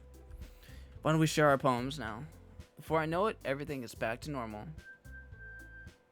Everyone goes to retrieve their poems. I do the same.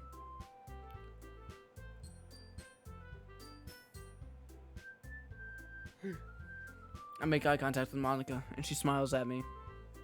I wonder what she was talking about with Sayori. I think maybe we'll go to the end of this poem, to the end of this class, and then we'll call it. I'm getting a little tired, as you can see. Who should I show my poem to first? I'm assuming we're just going in order. Yuri, Sayori, Natsuki, Monica. It's not like we've given you any reason at all to be stressed. Yeah, definitely, not at all.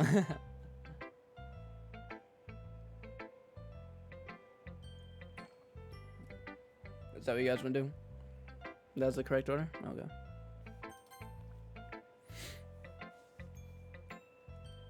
It gets worse? I can't wait. Chris, your writing has only improved these last few days.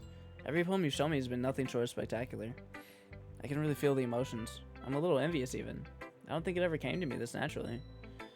Yuri, that's the wrong way to put it. This never did come naturally to me, but I've been able to improve so much thanks to you. You're really the example I was chasing after. Is that so? Yuri gently smiles to herself. This feeling, I'm so glad I got the chance to share my writing. I never thought it would feel like this. I remember you mentioning that yesterday. I can't believe that you're so good at something and you never even shared it with anyone. It's kind of a shame. Maybe, but it's not like I really had a choice. What do you mean? Well, Yuri smiles sadly. Chris, during lunchtime I eat by myself. Did you know that? It's a great time to find a quiet spot and do some reading. In fact, I always have some books with me. You could say I really enjoy reading. No, that's one way to put it anyway. But books are so full of amazing and inspiring people. People you want to fall in love with. Or people you just know you would make a really good friend. Cheerful people who always put a smile on your face. Or deep thinkers and problem solvers who discover the mysteries of life. So when you look at it that way, I'm surrounded by friends every day. You know?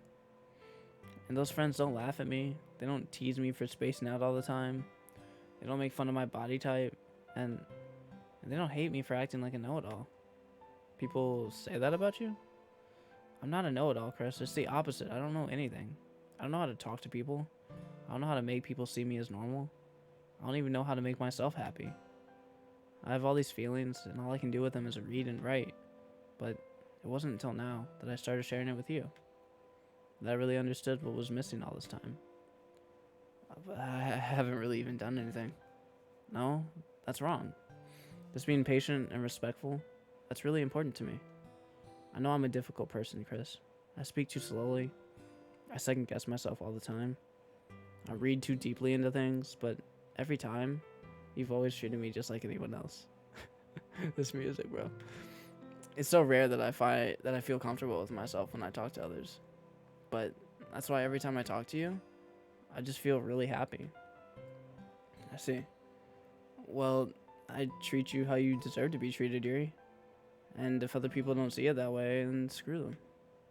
I mean, I joined this club hoping I would make friends, and I will say I've had at least one success.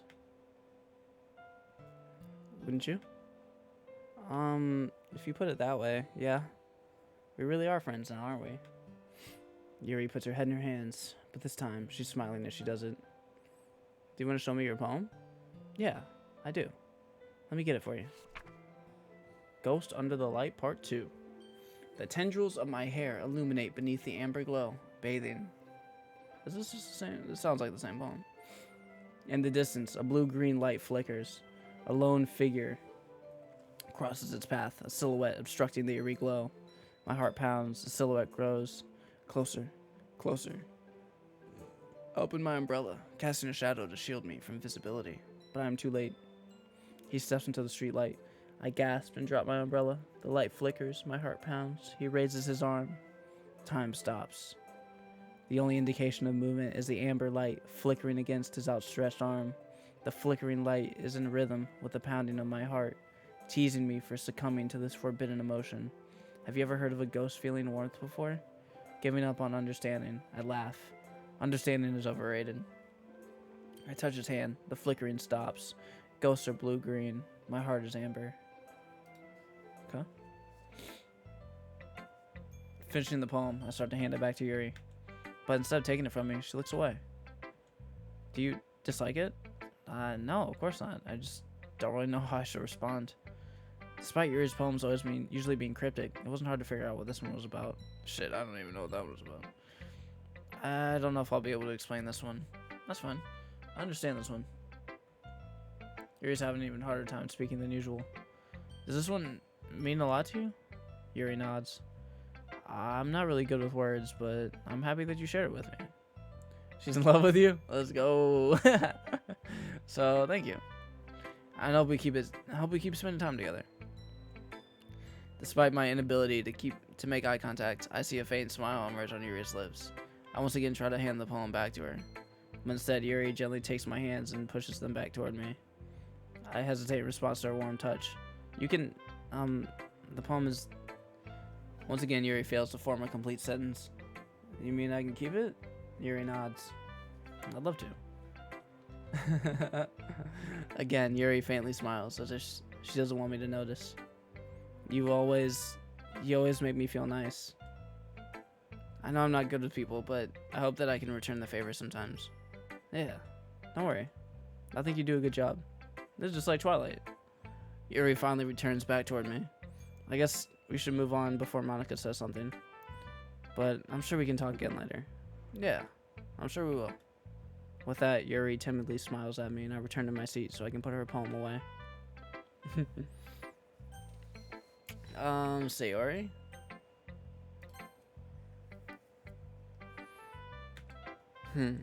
It's nice, I guess. Come on, I can already tell you don't like it. Well, you don't need to worry about what I think. After all, you wrote this for someone else, didn't you? Probably Yuri. I didn't write this for anyone specifically. Maybe. That's not really what I meant, though. But it's okay. You're making new friends, just like I was hoping. That makes me really happy. And you're happy too, right? And this club? Well, of course I am. Good. That's all that matters to me. Thank you, Chris. Sayori, is there something wrong? Huh? No, nothing. I'm just a little tired today. Alright. Just tell me if you need anything.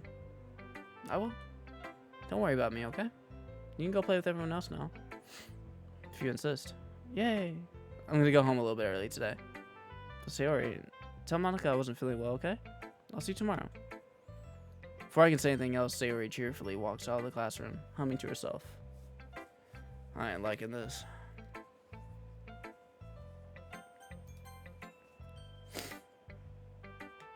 Meh. I guess you really haven't learned anything after all. Honestly, I don't know why I got my hopes up in the first place. What? I didn't think this one was that bad. What did I do wrong? Poems don't need to be all deep sounding to express something. It's just gonna sound like you're forcing it unless you really don't suck at it. Honestly, don't bother trying to write poems like this until you're on Yuri's level. Natsuki stopped short all of a sudden. Don't tell me. You're not just trying to impress Yuri, are you? What are you talking about? Keep your voice down.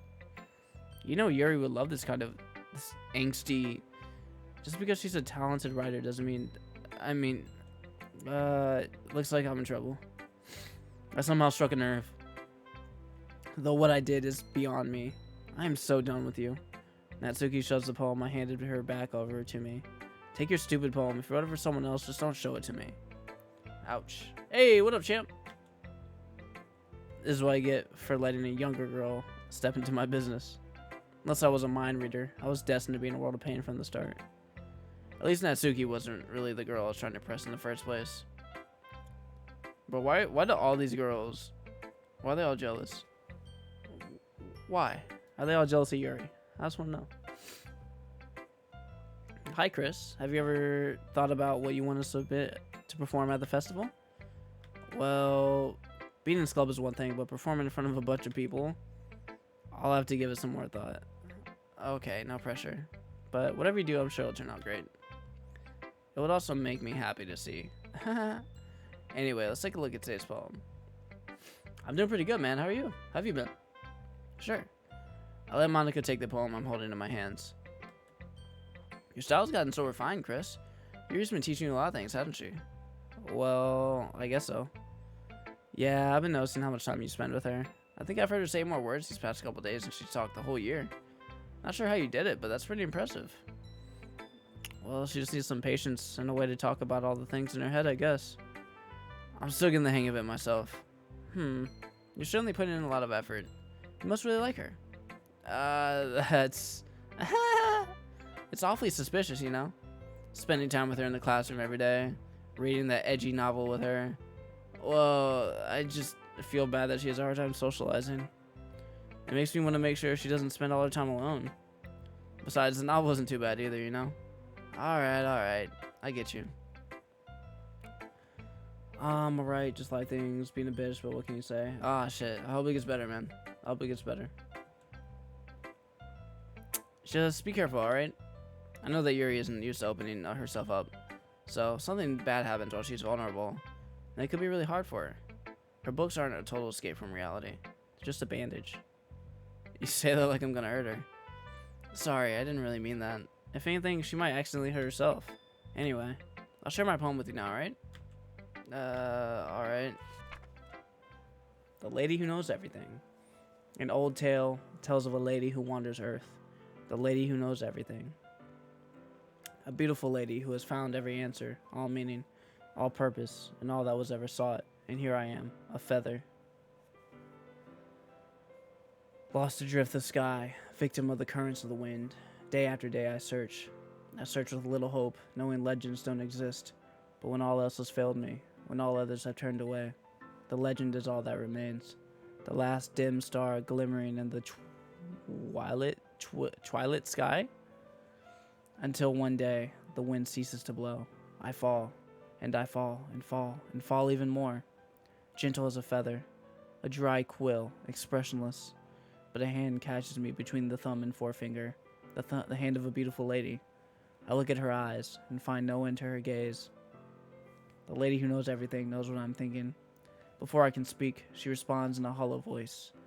I found every answer, all to which amount to nothing. There is no meaning, there is no purpose, and we seek only the impossible. I'm not your legend does not exist. And with a breath, she blows me back afloat, and I pick up a gust of wind.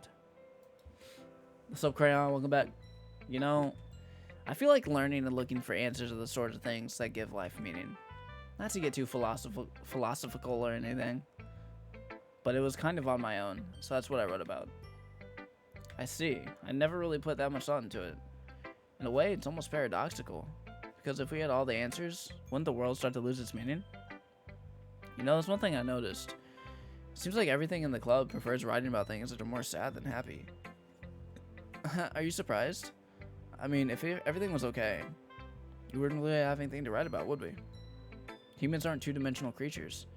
I think you'd know that better than anyone. You mean one-dimensional? Yeah, that. Anyway, here's Monica's writing tip of the day. Not the philosophical. Philosophical.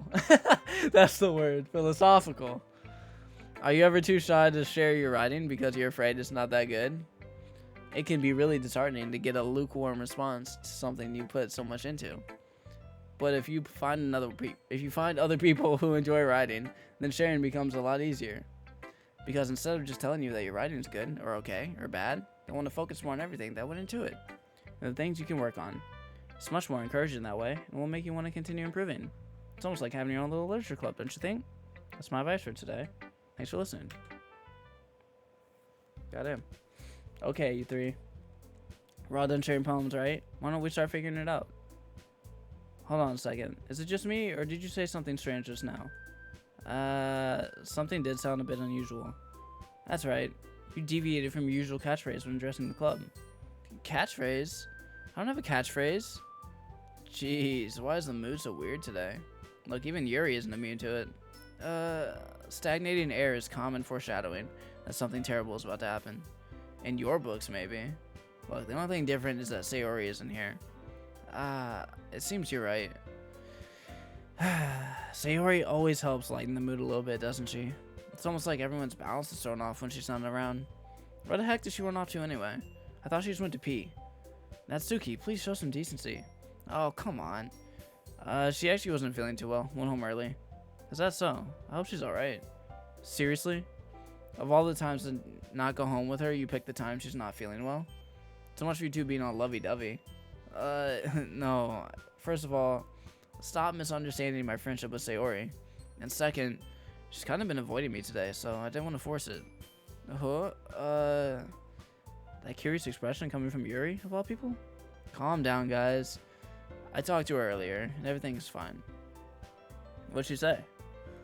Anyway, we need to figure out the rest of the festival preparations, so let's decide what everyone will be doing this weekend. I already know what I'm doing. That's right. Natsuki will be making cupcakes. But we might need a lot of them, in different flavors. Can you handle all that by yourself, Natsuki? Challenge accepted. That's for myself. I'm going to be printing and assembling all the poetry pamphlets. Sayori will be helping me design them. That's for Yuri. Yuri, you can... Guys, can you help me come up with something for Yuri? I'm useless. No, that's not it at all. You're the most talented person here, you know? Now Natsuki's pouting too? Jeez, even I can tell now. I guess I never gave Sayori enough credit, but I can tell things are even harder on you when she's not around. Ah, that may be the case. But if I can't also be a leader on my own, then I won't grow as a person. So, Yuri, you have beautiful handwriting, you know? So you should make some banners and decorations to help set the atmosphere. Atmosphere? About that, I love atmosphere. Yuri's expression suddenly changes as she stares at her desk in focus and starts nodding to herself. Your mind is already racing, I see. That's great. You'll be a wonderful help, Yuri. But anyway, that just leaves you, Chris. The one who is truly useless. Don't say that. In fact, both Natsuki and Yuri have some pretty heavy tasks to handle. It'd probably go a long way to give one of them a hand. You can always help me out as well. I would really be appreciative of that. Is Monica suggesting I spend the weekend with one of my club members? How on earth are they going to respond to a suggestion like that? I suppose I wouldn't mind a bit of help. Well, even if you don't know how to bake, there's always some dirty work I could give to you. It's not like Monica's going to give me a choice, and you shouldn't be sitting on your butt anyway. Natsuki tries to mumble a bunch of excuses like that. If I recall, Natsuki, you mentioned that you would like to handle the baking on your own. Chris may not like to be around if you only make him out to be a nuisance. So, therefore, he may be more suited to assisting with the decorations. Hold on, I never said that. How hard could it be to make a few decorations anyway? Sounds more like you're just making excuses for Chris to... What are you saying? It'll be extremely meticulous work. And baking isn't? Just what do you think? Guys, let's settle down for a moment. In the end, I think it's up to Chris to decide how he'd like to contribute. Besides, he hasn't really gotten a chance to spend any time with me yet, you know? So I'm sure he's interested in... You literally just said... I'm surprised as well. Sorry. I was just saying, though. Jeez. Can we just settle this already? Yeah, Chris, you're okay with this, right? In the end, it's up to you. Of course. Very well. In that case, everyone looks straight at me. But of course, I'm gonna go with... Oh...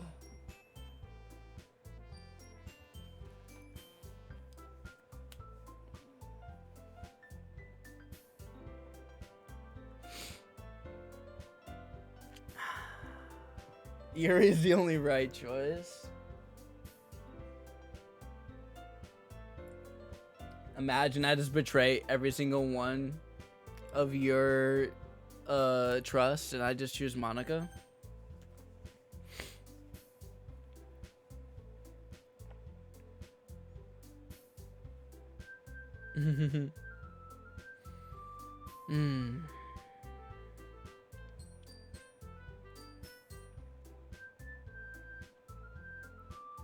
Obviously, like, I feel like the obvious choice here is Yuri.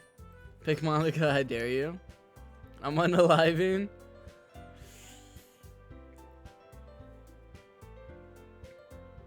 I don't know, man. I'm kind of like worried about Sayori. Only two options work, to be fair. I'm a little worried about Sayori, but I also don't want to pick her because I don't want her to get the wrong idea. Are you ready? Red, thank you for the follow. Welcome in. I don't want Sayori to get the wrong idea. Pick your waifu. Natsuki, completely out of the question, man. I don't give a fuck about Natsuki.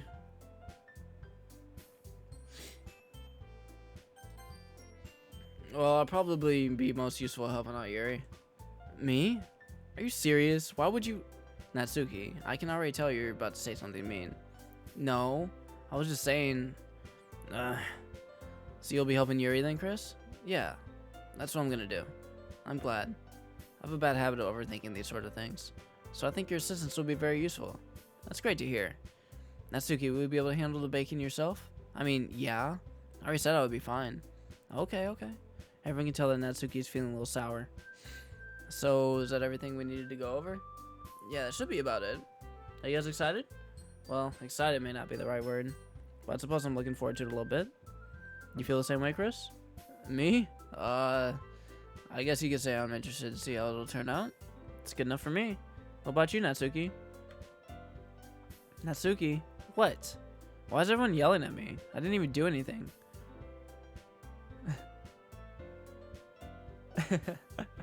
That's not what I meant at all. Yuri anxiously glances between everyone in the room.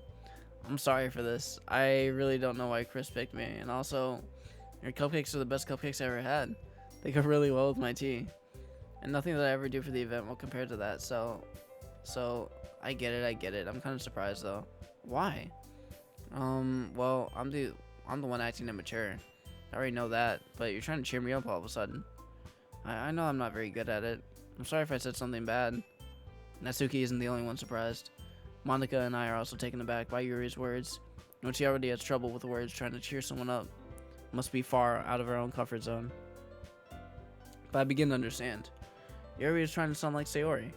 Even if it didn't work perfectly, I can tell that she tried to say something Sayori would say at a time like this. Because Sayori always helps everyone smile and feel good about themselves. No, I kind of appreciated it.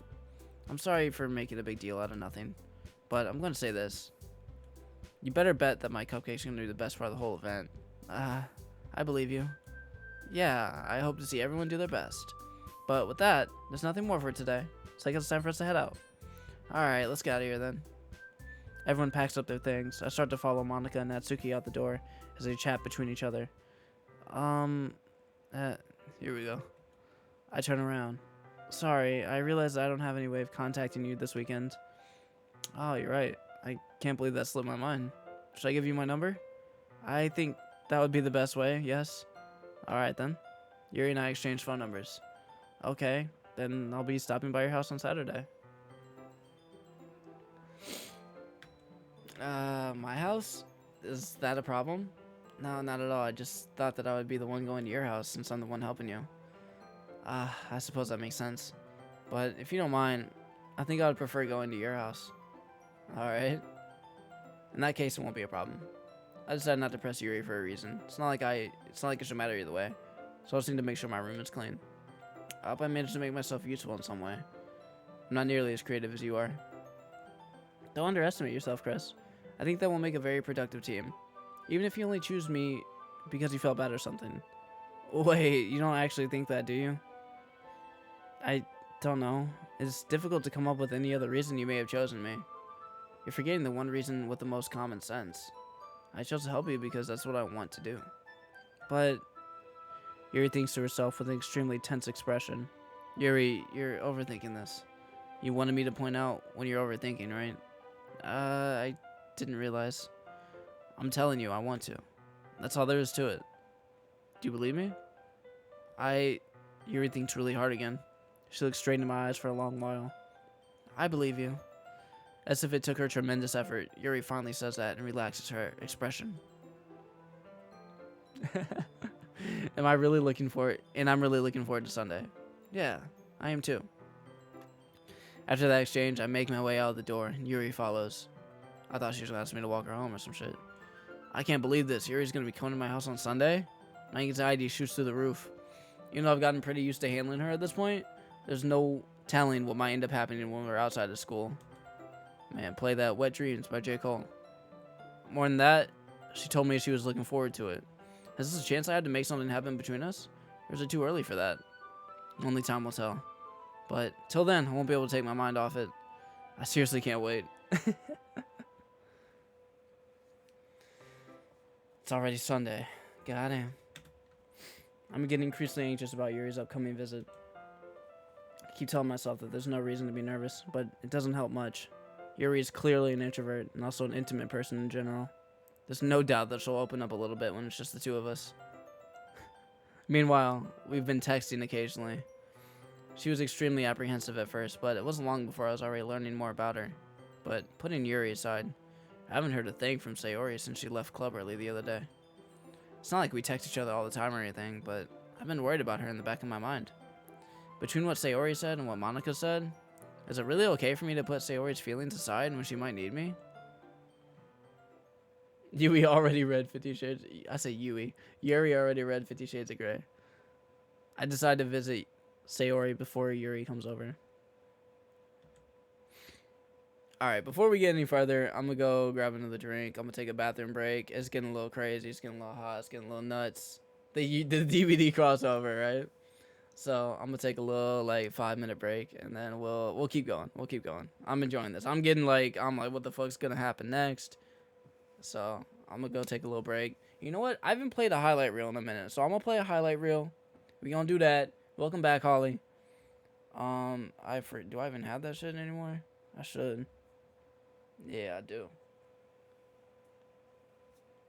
You love Yuri, keep at it. Alright, I'm gonna play a highlight reel. I'm gonna go to the bathroom, get another drink. I'm gonna come back, and then we'll keep playing. We'll keep playing.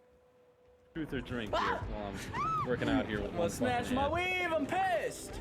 I feel so alive! What? Gotcha, bitch. You got him. Nah, you won't like it. This man working We've on had a requests for generator country. 10 feet from my hanging body. Oh, yo, what's up, Slato? How are you? How's I the can't kids? believe it. How's the wife and kids? Well, they're gonna be without a father soon, thanks to you. So Goddamn right. it's really just out here. You better miss. You better miss. Miss. Miss. Miss. Miss. Miss. Miss. Miss. Miss. Miss. Miss. Big. Did I win? Let's go! Oh, bro. Let's get it. I'm about to win again, bro. We do this. Get the price for it. Oh, fuck! Yo! Oh, he's trying to get it. Oh, fuck! I think Mark's good. He's been sitting on camp. Why do I say these things? Die? Who? Me? Ridiculous fucking mods, you'll see. Oh, fuck Donkey Kong! Obviously, this isn't normal. Yo! So. Fuck!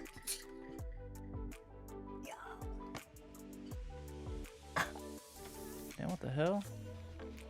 What kind of shit is this? Oh, the bomb dumb as dirt. I gotta make sure I don't go through the last one. Last one's blue, yeah? No, no, no. Oh, there's this one. I don't know what happened. I think I got disconnected. That's crazy. The fact that I'm not getting any of these grabs and these other people are. 8. Am I gonna win?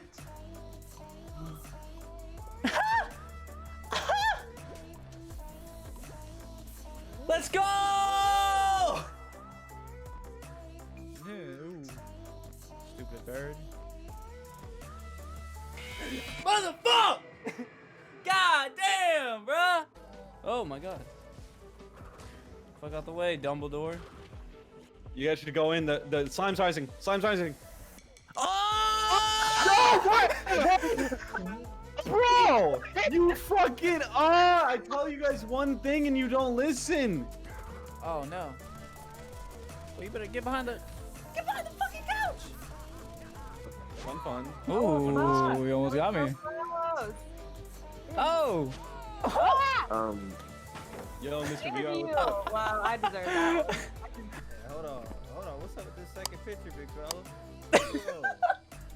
Hold on, that big fella. Don't worry about it. I think we should leave. Let me in there, baby. In there like swimwear. Fuck! Do you want us to leave, Carol? Oh, fuck!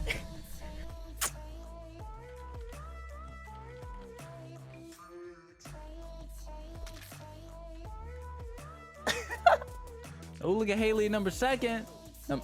Number second.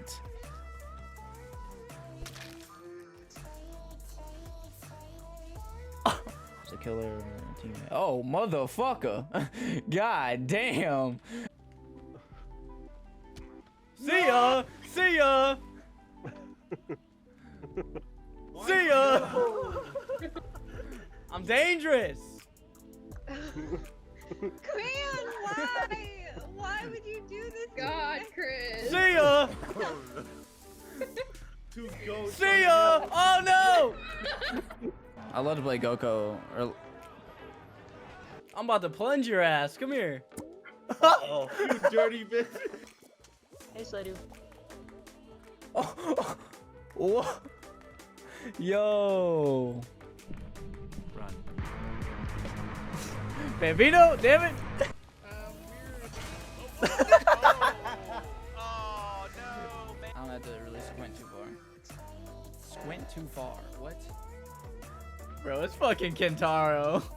It's fucking Kentaro. What is he doing? Bro, I'm so good at the pipes. I'd be taking that pipe. Oh! We gonna get copyrighted tonight, baby. Oh, okay. Back at it.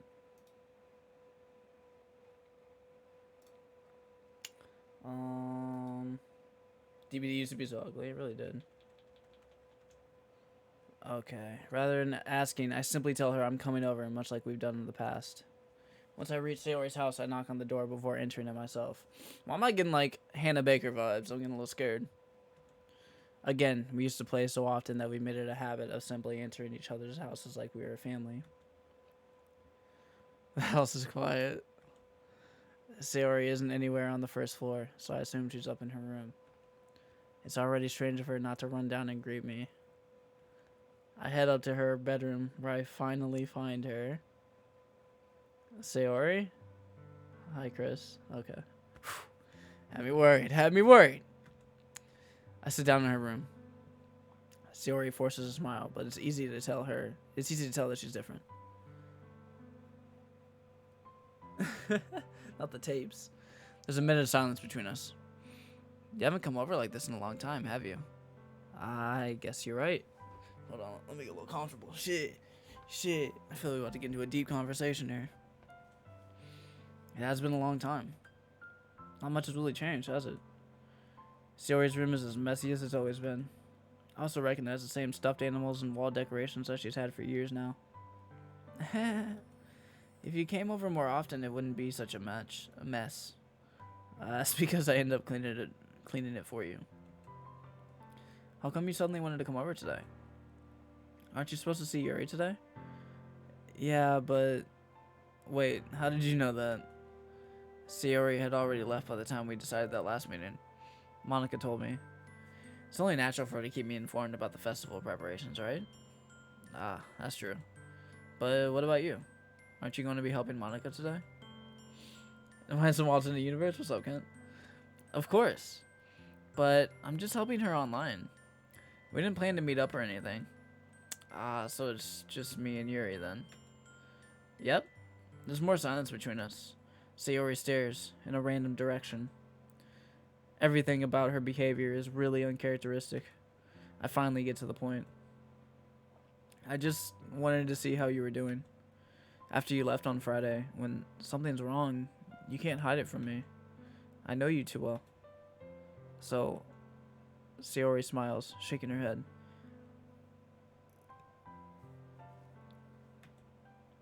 That's no good, Chris. Why can't it just be like it's always been?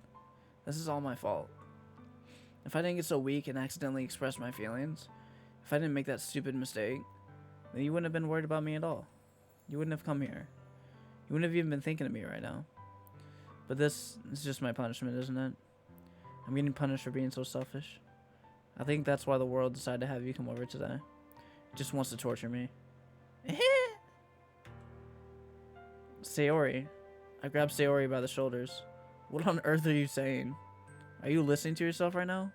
I know something happened to you. There's no other explanation for you to be like this. So, tell me already. Until I know, I won't be able to stop thinking about it. Oh, fuck. Sayori gives me an empty smile. You really put me in a trap, Chris. But you're wrong. Nothing happened to me. I've always been like this. You're just seeing it for the first time. Seeing what? What are you talking about, Sayori?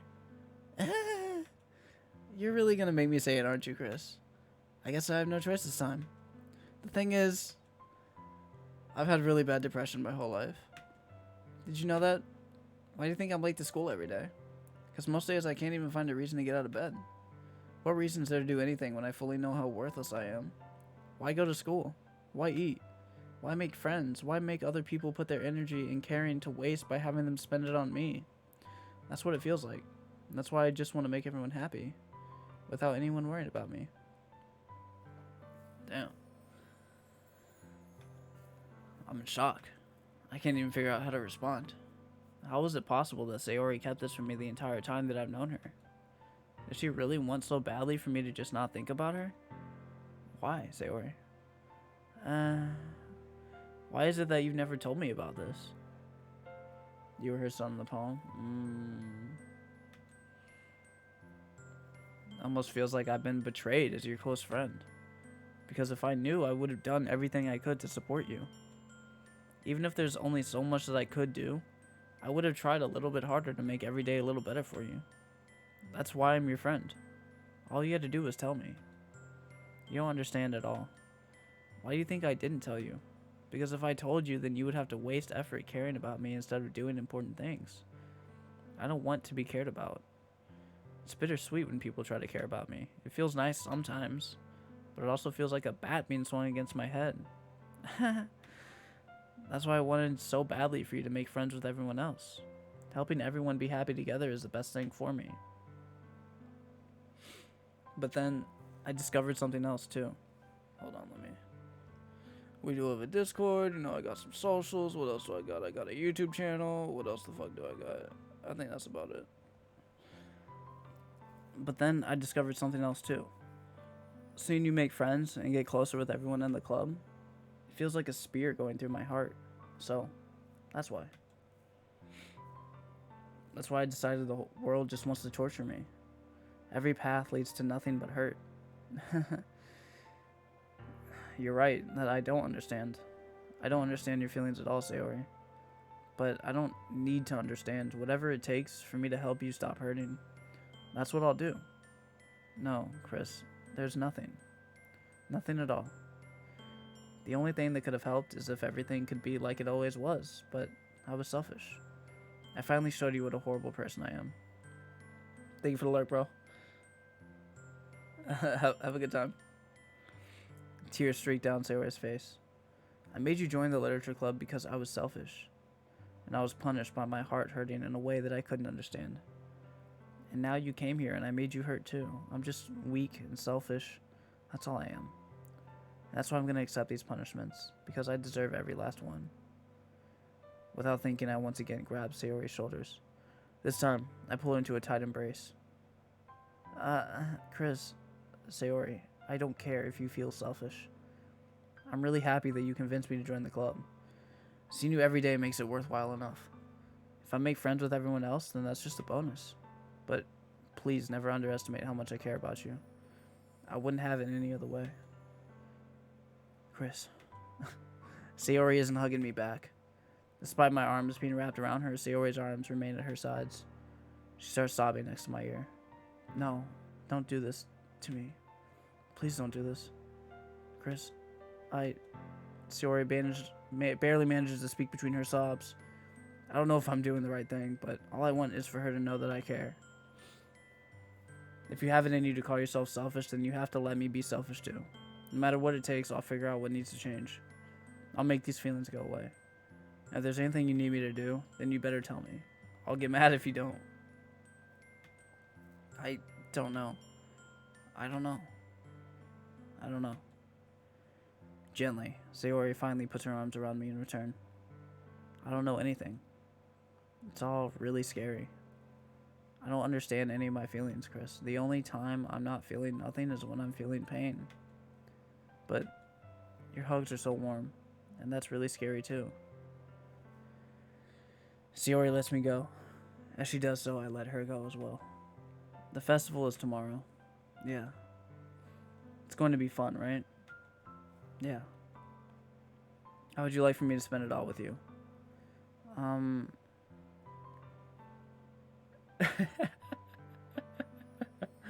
dead. It's what I want. I promise. I think that would be nice then. Yeah. Sayori wipes her eyes. If I could spend the whole day here, I would. Of all days, it has to be the one where I have other plans. Maybe I should cancel. No, don't. Please don't. If you did that, then I really wouldn't forgive you. But it's almost time for Yuri to meet me at my house. At the very least, you want to come along and help out? It would be fun. To my surprise, Sayori shakes her head. I'm sorry. I don't know if that would be very good for me today. You understand, right? It's kind of hard for me to fully understand, but I'm trying my hardest. It's okay. Don't worry too much about it. I'll see you tomorrow, okay? Alright. I look forward to it. Right. I say goodbye to Sayori and exit her house. On the way home, I find myself still feeling uneasy. All these racks give me a boner. I'm too hard. Vanessa, thank you for gifting Keely a sub. But it's hard for me to keep thinking about it when Yuri is about to come over too. I think Sayori is right. I shouldn't be worrying too much. We're definitely going to have a great time tomorrow. I should just focus on what's ahead of me. As I approach my house, I see something that makes me feel a moment of panic. Yuri? Okay, Yuri, I know. Thank goodness. You're a little early. I'm sorry, I wasn't home yet. Were you waiting a long time? No, I just got here. But I started to get really nervous when no one answered the doorbell. You could always have texted me. If I had known, I would have reassured you and hurried more on my way home. I suppose that's true. I didn't think of that for some reason. It should be common sense to do that, but I decided to ignore it. Anyway, let's go inside. I see you brought a lot of stuff with you. That's right. And did you manage to find everything I asked you to buy as well? Yeah, pretty much. At least I hope I got everything right. I'm sure it'll be fine. Here we go. I take Yuri to my room. First thing she does is glance around curiously, which makes me feel anxious. It's so clean. I cleaned it before you came over, so it's very considerate of you to do. Nah, I would be really embarrassed for my room to be a mess while you were here. Well, I do enjoy cleaning. I would have gladly helped you clean. That would be even more embarrassing. Wait, don't look in there. I snatched Yuri's wrist, which was in the process of opening a desk drawer of mine. I'm sorry. I wasn't thinking for some reason. I was just spacing out. It's fine, it's fine. I let go of Yuri's wrist. She puts both her hands firmly in her lap, as if making sure she's keeping track of them. So, should we get started? Yes. I have a few things planned out that you can help with. Decorations and other atmospheric enhancements. Atmospheric enhancements? You know, mood lighting, aromatherapy candles. Oh, wow. I didn't know you planned on taking it that far. Of course. I want to help take our guests to a faraway place. Although many will stop by just out of curiosity. And for cupcakes, I guess. I'm determined to provide an experience that will leave them wanting more. That's great. It's easy to forget that you're a pretty intense person. Intense? I guess that's the best way to put it. Is that a bad thing? No, not at all. It's something that I like about you, actually. Is that so? It makes me feel relieved and kind of happy. Yeah, no need to be so anxious. You can relax a little. Relax. I brought some things for relaxation. I was going to use them during the poetry event. Oh yeah? Like what? Let's see. Oh, she brought some Adderall or some shit. Yuri rummages through her bag. She wants to see your diamond sword. She pulls out a few candles and a wooden cylinder-shaped object. I did some shopping on the way here, so I happen to have these in my bag. I plan to cover the windows in black paper and use the windows to light the room. Did I say that right? I was just speed reading. I think that would be amazing, don't you? Yeah, that would be really neat. What's that wooden thing, though? Oh, this? It's a diffuser for essential oils. How familiar are you with aromatherapy? Not familiar at all. Ah, is that so? It's one of my favorite contributors to a positive atmosphere. Depending on the oils or herbs you choose, you can change the mood of the air itself. You can even feel it permeate through your body. Relaxation, positive energy, romance, reflection. It's almost like magic. Yuri takes the cylinder, pushes a switch on the bottom. In just a moment, a thin ray of vapor begins to spout through a small hole on the top. Wow, that smells wonderful. What kind of mood is that one for? This is a jasmine essential oil. It smells a little sweet and flowery, right? Yeah, that's a good way to describe it. I chose jasmine for the event because it provides more than relaxation. Jasmine enhances your emotions and helps you feel them flow through your body. You feel warmer and your heart pounds more heavily. Don't you think that'll be perfect for sharing our poems? Yuri's an anti-vaxxer. I keep on wanting to call her Yui, god damn it. It does sound suitable. But you seem to know a lot more about this, so I'll trust your opinion with anything.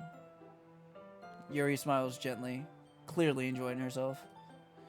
She again reaches into her bag and pulls out several spools of thin ribbon. What are those for? Well, did you purchase the origami paper I asked you to get? Yeah, I have it over here. We won't be using the paper for folding origami, What I'd like to do is write a different word on each paper.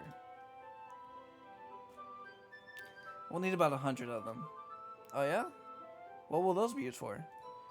Well, I'm gonna cut pieces of ribbon to hang from the doorway of the classroom. Then we can fasten the paper onto the ribbons to create a doorway curtain. Wouldn't that be beautiful? It would also catch the eye of those passing by the room. Yuri, a girl boss. Oh god. It may attract some to peek inside. That's really creative. I had no idea you'd be so good at this, Yuri. Is that so? Well, I suppose I do get a little intense, as you'd put it. Yuri giggles with red cheeks. Is it just me, or is she even more relaxed when it's just the two of us? Or maybe it's the excitement she feels from sharing something that she enjoys. Here's a marker, Chris. You can write any characters you want. I'll help you once I finish cutting the ribbons. Ah, alright. Sitting on the floor together, two of us get to work. I carefully draw a different character on each paper, doing my best to manage my bad handwriting. Yuri unravels a long strand of red ribbon to her desired length. Then, she reaches into her bag once more and pulls out a pocket knife. Yeah, I know. The knife is strangely beautiful. The silver handle has an intricate pattern of waves etched into it. The blade itself is gently tinted blue. That's no ordinary pocket knife. Looks really fancy. Well, embarrassed, Yuri looks away. What is it? You're gonna think it's weird. Yuri, whatever it is, I have no reason to judge. Teach their own, you know? If you promise you won't be weirded out. Yeah, I promise. Alright. The thing is, I'm kind of into knives. They're just so pretty. I can't help it. I don't know what it is. The combination of craftsmanship and feeling of danger, maybe? What am I saying? Please don't think I'm weird for this. You're laughing at me. No, I'm not laughing at you. It's just funny how nervous you got about sharing. I, too, enjoy knives. It's an interesting thing to be into, I guess. But I think it kind of suits you. Suits me. Yeah, it's kind of intense. Besides, it's a really cool looking knife. I can't deny that. It is, isn't it? Yuri relaxes her expression once again. Would you like to hold it? Sure, I'll check it out. Yuri carefully hands me the knife with the handle facing me. At least she does the proper safety. I take it and turn it around in my hands. It feels heavy, extremely solid. Where do you even get a knife like this? Curious of its sharpness, I feel the point of the knife with my index finger. Ow. Chris, why did you do that? I didn't expect it to be that sharp. I barely touched it at all.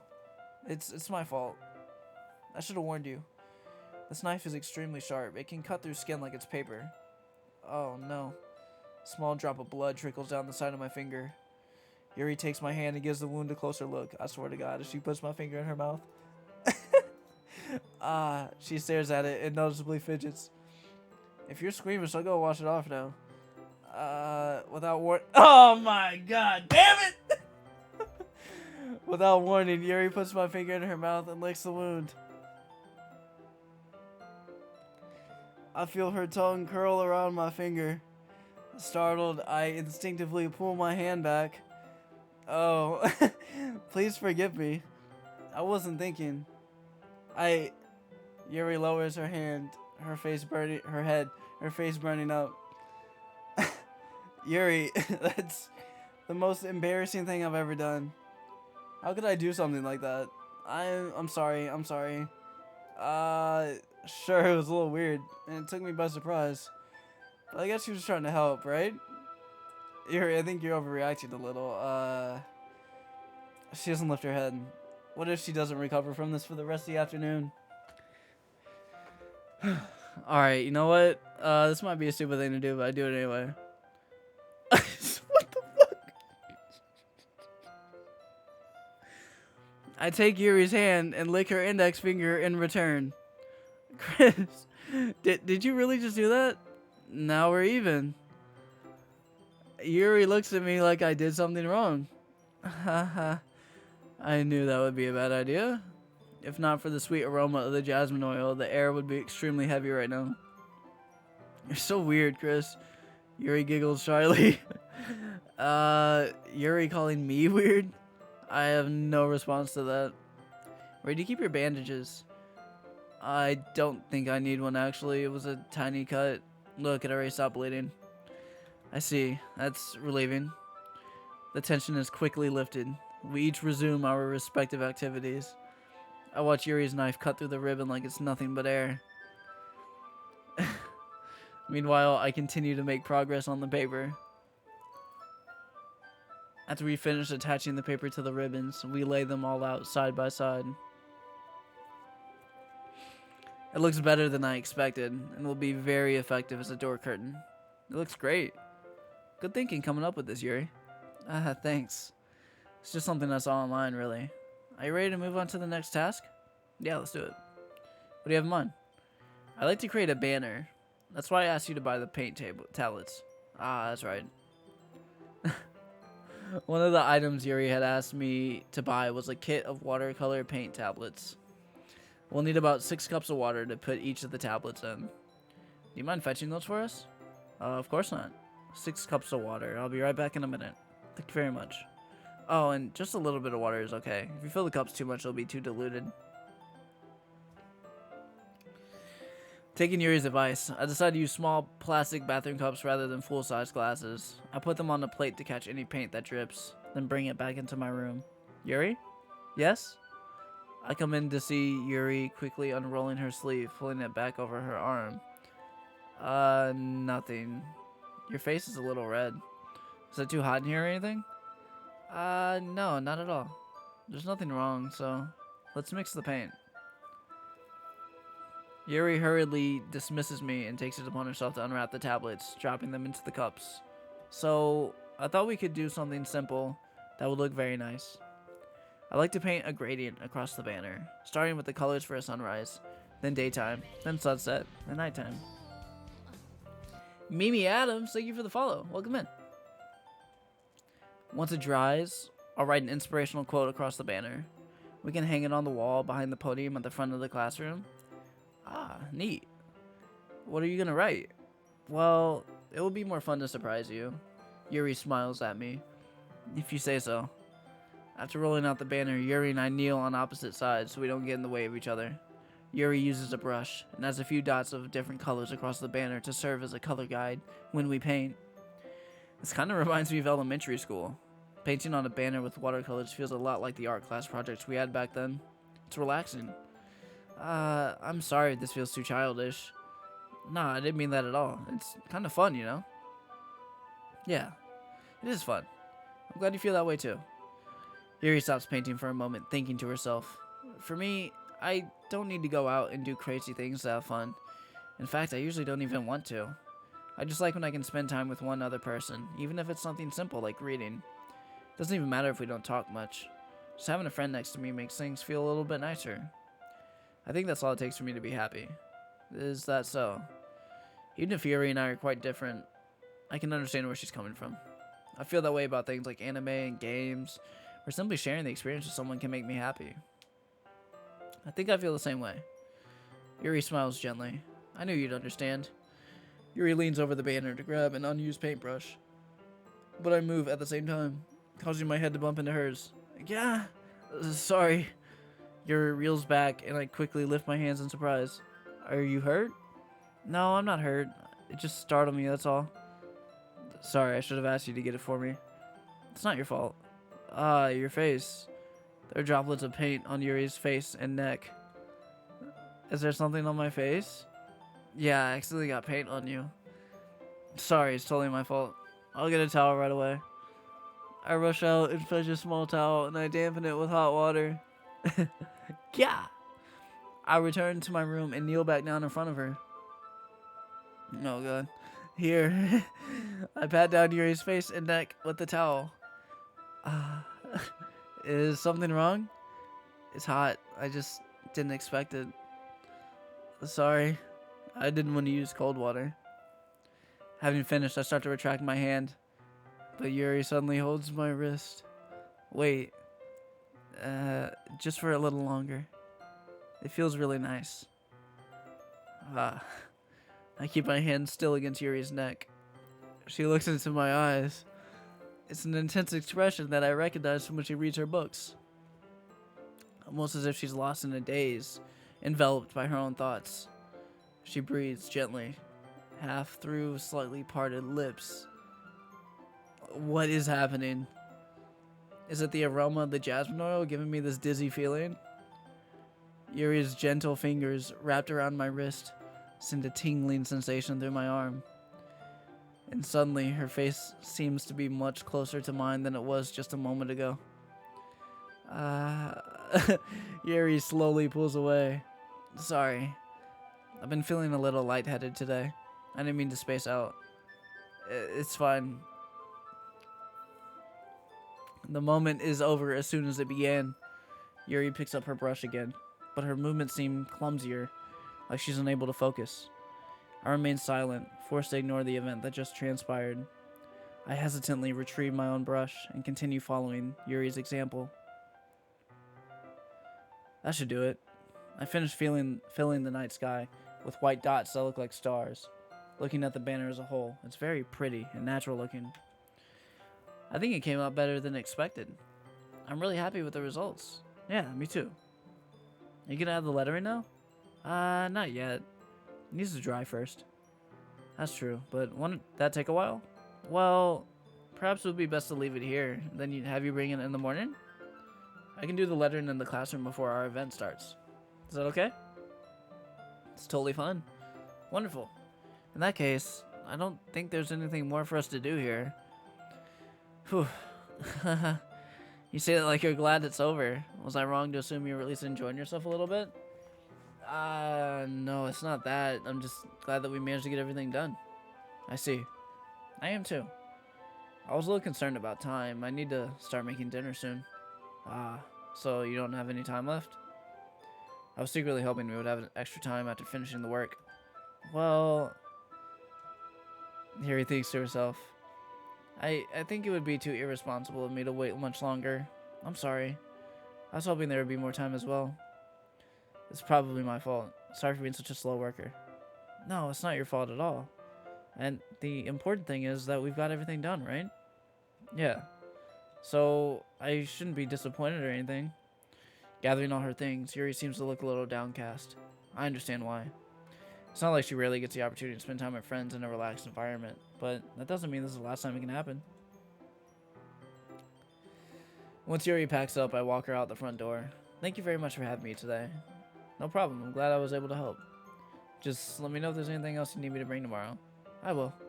Well then, Yuri fidgets. I guess I'll see you tomorrow. Wait, I kind of say that without thinking. About today.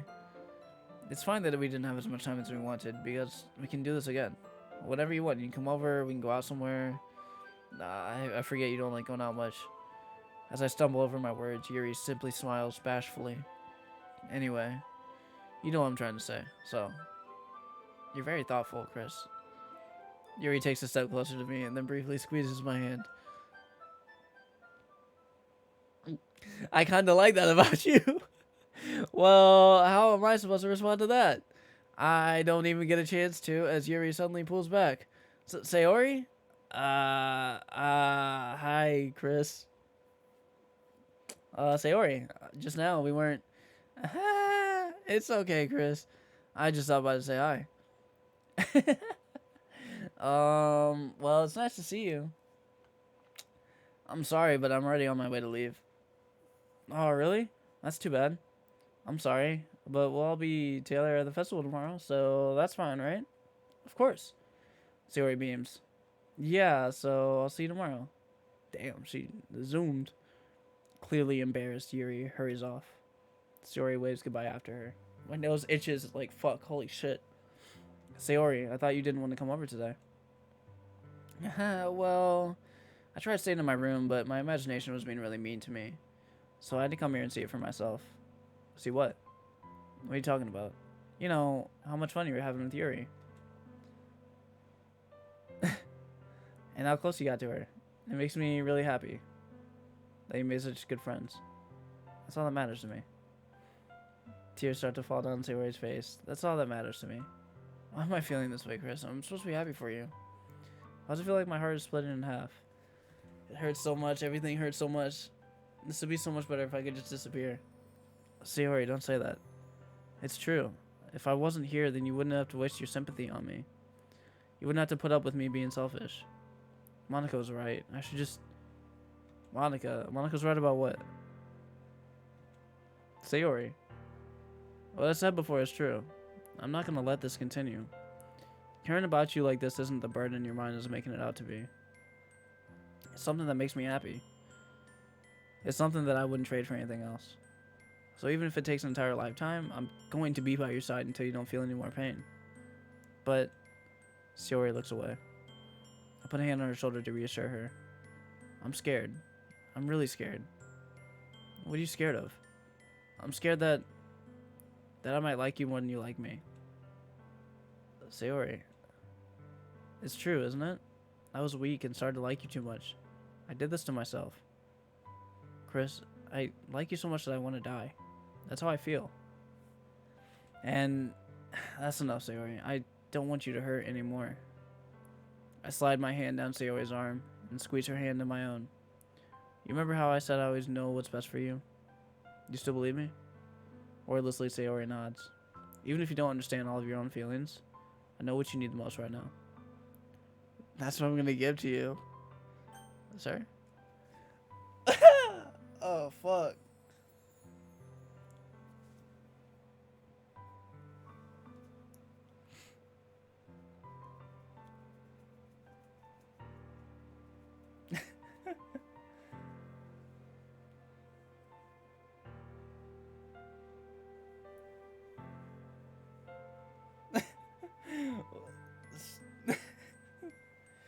I mean, like, I don't really see her like that.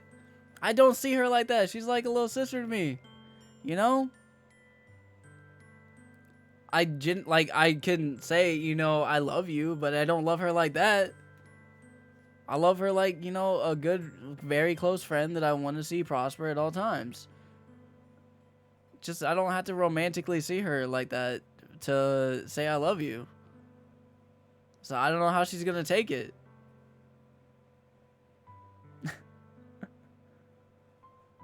But I don't want to hurt her feelings. If I say you always be my dearest friend, that might push her over the edge, bro. Who knows what she's gonna do? Monica probably told her to kill herself. Let's be real. I'm getting those vibes.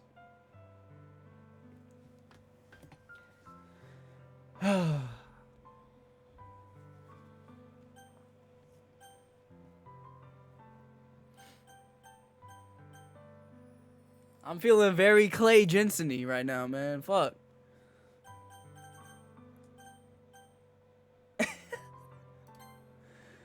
You'll always be my dearest friend. What you need most is for things to be like they've always been. Monica told me the truth. She told me how much happier you seemed after I joined the club. I know you're struggling with some really difficult feelings right now, but please trust me that I know what's best and will make you happy in the end. I promise I'll help get things back to the way they were. I see. Sayori forces a smile through an incredibly pained expression. Is this what it feels like? No! No!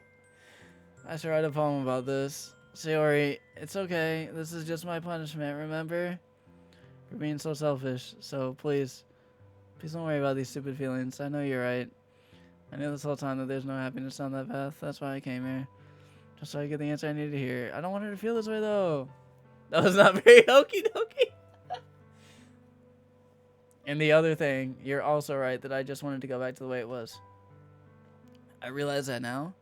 You really do know me better than anyone. I'd trust you with anything. Anything at all. So, Sayori's smile finally breaks. All of a sudden, she turns around and drops to her knees. I'm not going to voice act that. Touching her head with both hands, she screams as loudly as she can. I'm so shocked that I don't know how to react. Sayori looks over her shoulder and flashes me one more weak smile before turning around and running off. Sayori! I'm left helplessly standing in front of my house. Why am I feeling so horrible about this? There's nothing more that I could have done. Facts. The most I can do is support Sayori through her feelings and help her on the path that's right. I'm having as much trouble understanding Sayori's feelings as she is. Even though I can comfort her, I keep wondering if I should be doing something more. Or something different. And these thoughts will continue to plague me until things are back to the way they were. I'm gonna give it everything I got. Sayori will always be my dearest friend, and I'll do whatever it takes to put a smile on her face every day.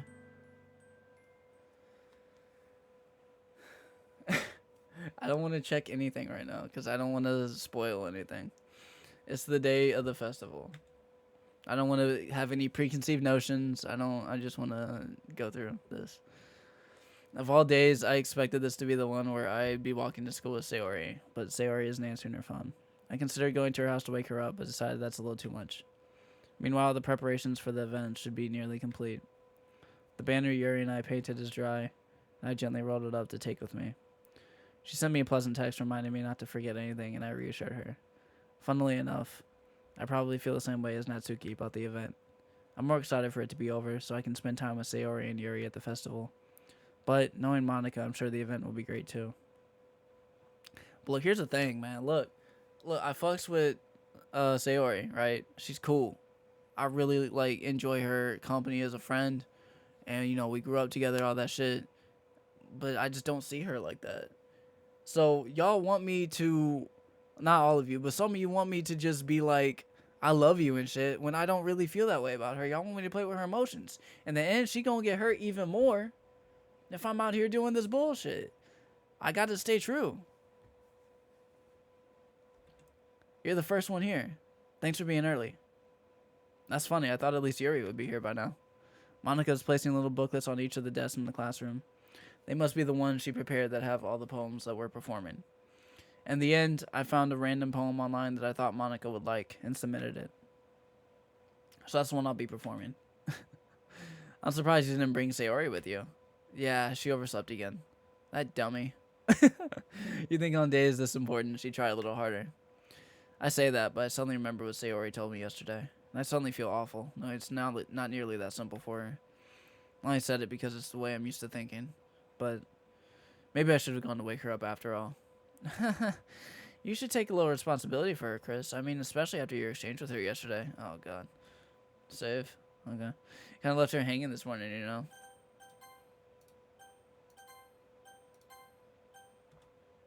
Exchange. Bambino! Thank you for the raid! I appreciate you. How was your stream? Monica, you know about that? Of course I do. I'm the club president, after all. What's up, Bambino? I'll be at a good stream. But I stammer, embarrassed. Did Sayori really tell her about it that quickly? Are you hanging? You tired yet? I'm hanging in there. I'm hanging in there. This is very much so keeping me enthralled and invested. What's up, Marissa? About how I basically turned down her confession. That makes me really seem like the bad guy here. But I'm the one who knows what's best for her, right? Let's see, I feel like that's not the right mindset to have. Jeez, you don't know the full story at all. So, don't worry. I probably know a lot more than you think. Monica's being friendly as usual, but for some reason I felt a chill down my spine after hearing that. Hey, do you want to check out the pamphlets? They came out really nice. Yeah, sure. I grabbed one of the pamphlets laid out on the desks. Oh, yeah, they really did. Something like this will definitely help people take the club more seriously. Yeah, I thought so too. I flipped through the pages. Each member's poem is neatly printed down on its own page, giving it an almost professional feel. I recognize Natsuki's and Yuri's poems from the ones they performed during our practice. What's this? I flipped to Sayori's poem.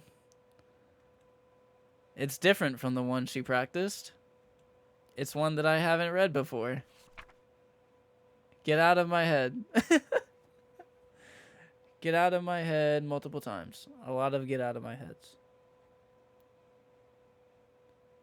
Get out of my head before I do what I know is best for you. Oh, no.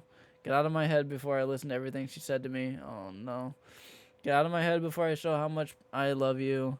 Get out of my head before I finish writing this poem. But a poem is never actually finished. It just stops moving.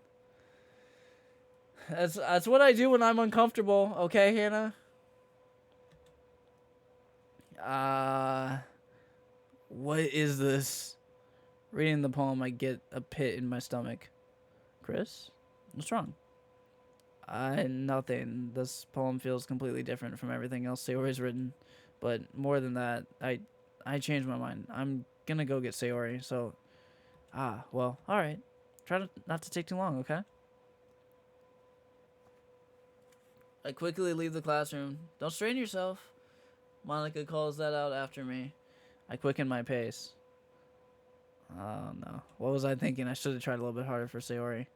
It's not a big deal to at least wait for her to help her wake up. Even the simple gesture of walking her to school makes her really happy. Besides, I told her yesterday things will be the same as they've always been. That's all she needs and what I want to give her.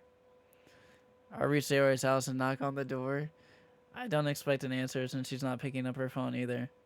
Like yesterday, I opened the door and let myself in. Where are her parents? Sayori. She really is a heavy sleeper. I swallow.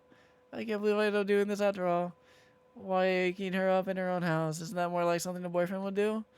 In any case, it just feels right. Outside Sayori's room, I knock on her door. Sayori, wake up, dummy. There's no response. I really didn't want to have to enter her room like this. Isn't it kind of a breach of privacy? But she really leaves me no choice. I gently open the door.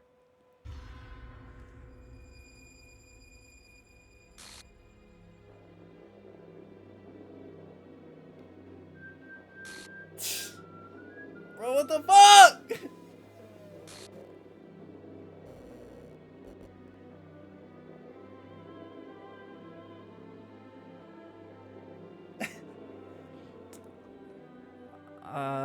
What the hell? Is this a nightmare? It has to be. This isn't real. There's no way this can be real. Sarah wouldn't do this. Everything was normal up until a few days ago. That's why I can't believe what my eyes are showing me. I suppressed the urge to vomit. Just yesterday, I told Sayori I'd be there for her. I told her I know what's best and that everything will be okay. Then why would she do this? I don't know what that means. Check the files. I don't know what that means. How could I be so helpless? What did I do wrong? Turning down her confession? That has to have been what pushed her over the edge. Her agonized scream still echoes in my ears. Open your game files? How the fuck? I don't even know how to do that.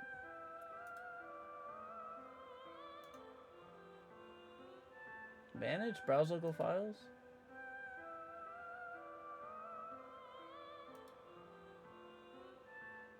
Then what? Then what?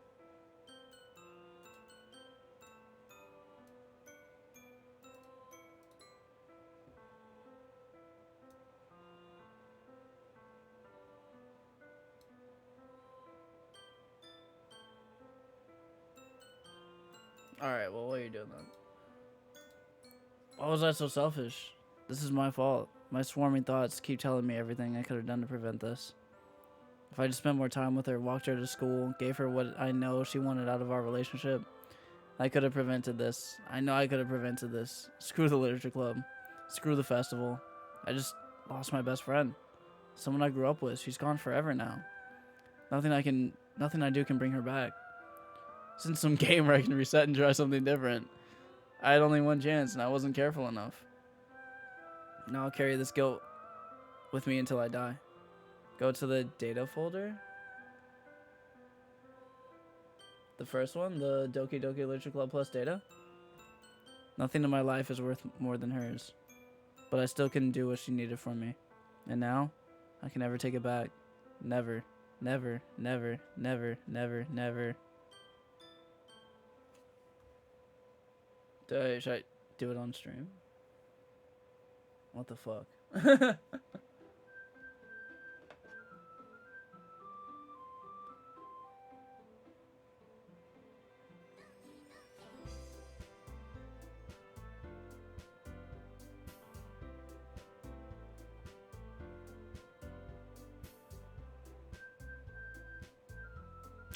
Taking a long time, Hannah.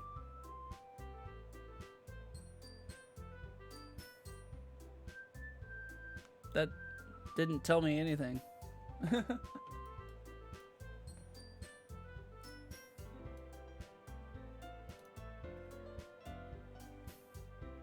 Then what?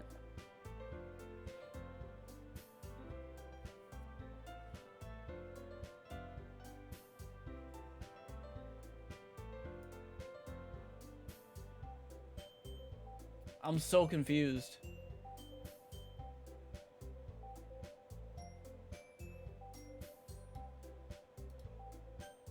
What is this? Go back a file?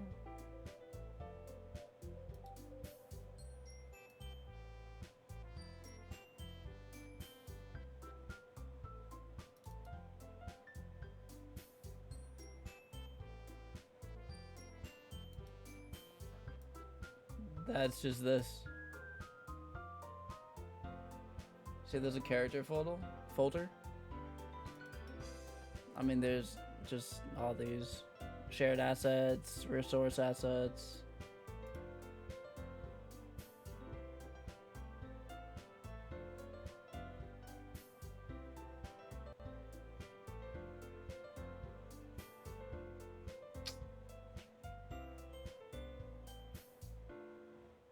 Yours looks different than mine. Well, I got the plus version, so I don't know. Maybe that's why.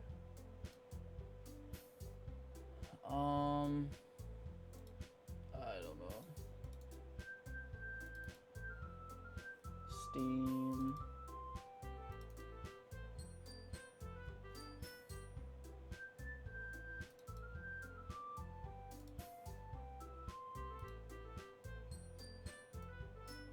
There's no virtual desktop for Steam version? I don't know. Maybe extra documents go back in.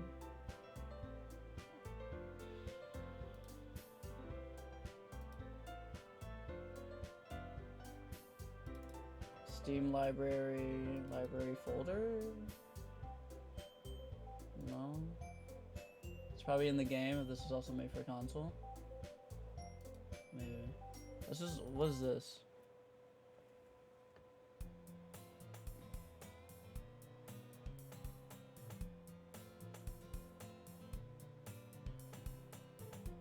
I see an annoying girl running toward me from the distance, waving her arms in the air like she's totally oblivious to any attention she might draw to herself.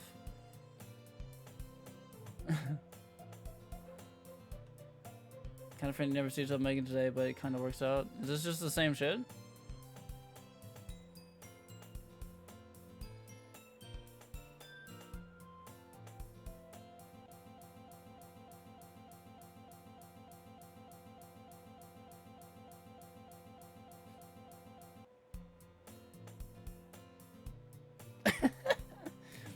It's an ordinary school day like any other. Morning is usually the worst. Being surrounded by couples and friend groups walking to school together.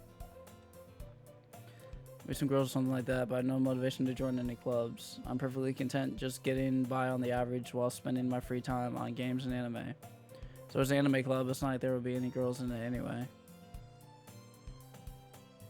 School day is as ordinary as ever, and it's over before I know it. I pack up my things and stare blankly at the wall, looking for an ounce of motivation. Clubs. Really aren't that any that interest me. Most of them probably be too demanding for me to want to deal with. I guess I have no choice but to start with the anime club. Chris. Wow, that kind of jumped. Monica. Oh my goodness, I didn't totally expect to see you here. It's been a while, right? Yeah, it has. Monica smiles sweetly. We do know each other. Well, we rarely talked. We were in the same class last year. Monica's probably the most popular girl in class. Smart, beautiful, athletic. Basically completely out of my league. So having a smile at me so genuinely feels a little... What did you come in here for anyway? I've just been looking for some supplies to use for my club. You know if there's any construction paper in here? Or markers? I guess you could check the closet. You're in the debate club, right? About that. I actually quit the debate club. Really? You quit? Yeah, to be honest, I can't stand all the politics around the major clubs. Feels like nothing but arguing about budget and publicity and how to prepare for events. I'm gonna try to take something that I personally enjoy, make something special out of it. In that case, what club did you decide to join? Actually, I'm starting a new one. Oh, literature club. Literature? That sounds kind of dull. How many members do you have so far? It's kind of embarrassing. There are only 3 of us so far. It's really hard to find new members for something that sounds so boring. Well, I can see that. It's really not boring at all, you know? Literature can be anything. Reading, poetry, writing. I mean, one of my members even keeps her manga collection in the club room. Wait, really? Quit DDLC might take you to virtual desktop? Oh, okay. Someone can't keep up. It's funny, right? She always insists that manga is literature, too. I mean, she's not wrong, I guess. Besides, a member's a member, right? Did Monica say she? Hey, Chris, by any chance, are you still looking for a club to join? I mean, I guess so, but in that case, is there any chance you could do me a big favor? I won't ask you to join, but if you could, at the very least, visit my club, it would make me really happy. Please? Well, I guess I have no reason to refuse. Besides, how could I ever refuse someone like Monica? Sure, I guess I could check it out. Ah, awesome. You're really sweet, Chris. You know that? It's nothing, really. Shall we go, then? I'll look for the materials another time. You're more important. And thus, today marks the day I sold my soul to Monica and her irresistible smile. I dejectedly follow Monica across the school and upstairs, a section of the school I rarely visit. Monica, full of energy, swings open the classroom door. I'm back, and I brought a guest with me. A guest? Seriously, you brought a boy? Way to kill the atmosphere. That'd be mean, Natsuki, but anyway, welcome to the club, Chris. All words escape me in this situation. This club is full of incredibly cute girls. So let me guess, you're Monica's boyfriend, right? What? No, I'm not. Natsuki, the girl with the sour attitude, whose name apparently Natsuki, is the one I don't recognize. Her small figure makes her look like a first-year student. Anyway, this is Natsuki, energetic as usual. And this is Yuri, the vice president. It's nice to meet you. Yuri, who appears comparably more mature and timid, seems to have a hard time keeping up with someone like Natsuki. Yeah, it's nice to meet both of you. So I ran into Chris into a classroom, and he decided to come check out the club. Isn't that great? Wait, Monica, didn't I tell you to let me know in advance before you brought anyone new? I was going to, well, you know. Sorry, I didn't forget that, but I just happened to run into him. In that case, I should at least make some tea, right? Yeah, that would be great. Why don't you come sit down, Chris? Girls have a few desks arranged to form a table. Harry walks to the corner of the room, opens the closet. Meanwhile, Monica and Natsuki sit across from each other. I'm so lost. Still feeling awkward, I take a seat next to Monica. So, I know you didn't really plan on coming here, but we'll make sure you feel right at home, okay? As president of the Literature Club, it's my duty to make the club fun and exciting for everyone. I'm surprised there aren't more people in the club yet. Must be hard to start a new club. You could put it that way. Not many people are very interested in putting out all the effort to start something brand new. Especially when it's something that doesn't grab your attention, like literature. You have to work hard to convince people that you're both fun and worthwhile, but it makes school events like the festival that much more important. This game really does exist, apparently, goddamn. It's confident that we can all really grow this club before we graduate. Right, Natsuki? Well, I guess. Natsuki reluctantly agrees. Such different girls, all interested in the same goal. Monica must have really worked hard just to find these two. Where's Sayori? Yuri returns to the table, carrying a tea set. She carefully places a teacup in front of each of us before setting down the teapot in the middle. You keep a whole tea set in this classroom? Don't worry, the teachers gave us permission. I think I'm gonna rest my voice a little bit. So on the dialogue that's like, you know, recycled, on dialogue we've gone through before, I'm not gonna say it. Hot tea, good book. Here's trying to impress you. Yuri looks away. I believe you. I'm glad. Kind of things you like to read. Manga, I muttered quietly to myself, half joking.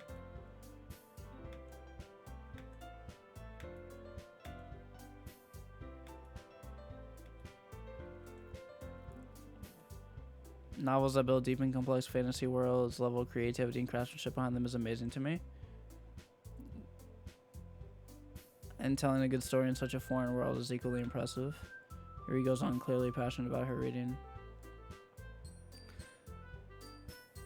I like a lot of things. Stories with deep psychological elements usually immerse me as well. It's amazing how a writer can be so deliberately take advantage of your lack of imagination could lead you for a loop. Anyways, I've been reading a lot of horror lately. I read a horror book once.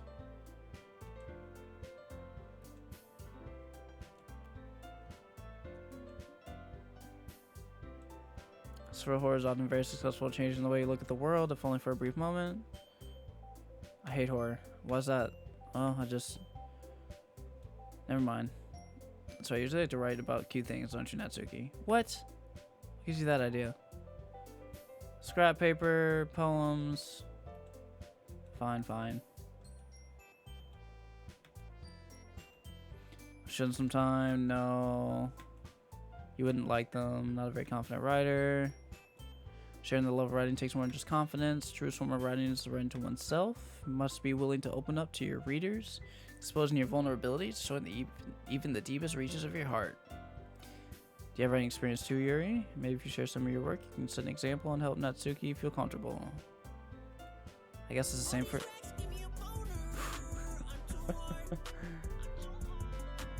Elongated Must, thank you so much for the prime. I appreciate you.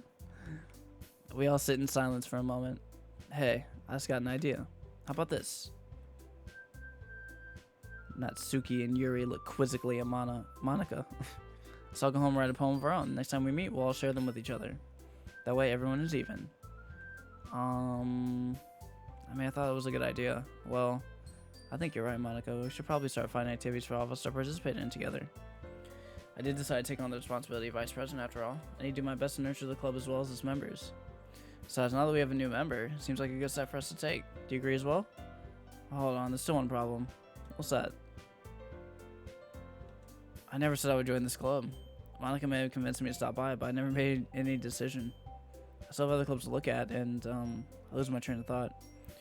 All three girls stare at me with dejected eyes, but I'm sorry, I thought, the girls exchange glances before Monica turns back to me. I guess I need to tell you the truth, Chris. Thing is, we don't have enough members yet to form an official club. We need 4. I've been trying really, really hard to find new members. If we don't find one more before the festival, I'm on defenses against these girls. Am I supposed to make a clear-headed decision when it's like this? I'll feel terrible for letting anyone down in this situation.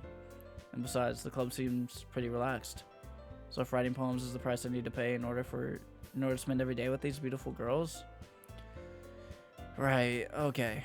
I've decided then. I'll join the literature club. One by one, their eyes light up. Oh my goodness, really? Do you really mean that? Yeah. Could be fun, right? You really did scare me for a moment. I mean, if you really just left after all this, I'd be super pissed. I'm so happy. We can become an official club now. Thank you so much for this. You're really amazing. I'll do everything I can to give you a great time, okay? Thanks, I guess. Okay, everyone, I think with that, we can officially end today's meeting on a good note. Everyone remember tonight's assignment. Write a poem to bring to the next meeting so we can all share. Monica looks over at me once more. Chris, I look forward to seeing how you express yourself. Yeah. Can I really impress the class star Monica with my mediocre writing skills? I already feel the anxiety welling up inside of me. Meanwhile, the girls continue chit-chat as Yuri cleans up the tea set. I guess I'll be on my way then. Okay. I'll see you tomorrow then. Can't wait. With that, I depart the club room and make my way back home. Whole way, my mind wanders back and forth between the 3 girls. It's like Sayori never even existed. Natsuki, Yuri, and of course Monica. Will I really be happy spending every day after school in a literature club? Perhaps I'll have the chance to grow closer to one of these girls. Alright, I'll just need to make the most of my circumstances, and I'm sure good fortune will find me. And I guess that starts with writing a poem tonight. You've unlocked a special poem. Would you like to read it? Would I like to read it? What do you guys think? Would I like to read it? Yes. Today, I cut my skin open for the first time. It was exhilarating. I think I understand how blank feels now. I'm supposed to be the responsible one, though, so I don't think I'll be doing it again unless I decide to kill myself. I left a memento of the occasion below. Okay. This is just a thought, was, when I came into the room with, Yuri, and she was rolling her sleeve down, I kind of thought, I'm like, is she cutting herself? That's kind of what I thought. I don't know where I'm at on that, but, figures. Alright, someone said to exit the game. Maybe I'll get a virtual desktop or something. So we'll do that. That's why we saved.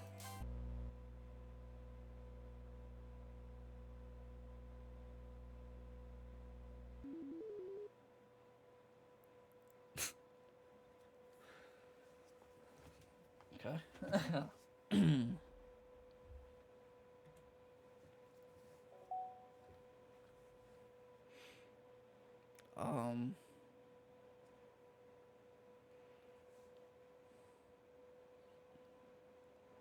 I don't know, man. I don't know, man. It's up to you guys. I don't know what the fuck I'm doing here. Files.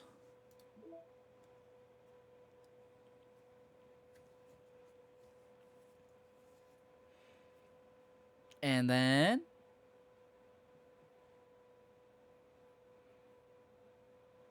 happy thoughts.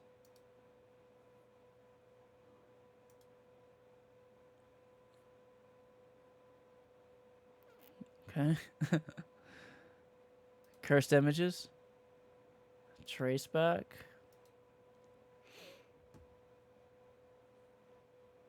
Runtime exception occurred.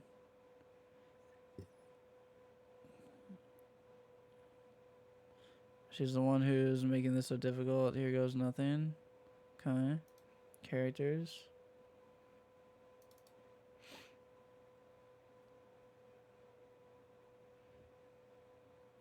Just open each of them? Yo, it's really like Sayori just got straight up wiped from this game.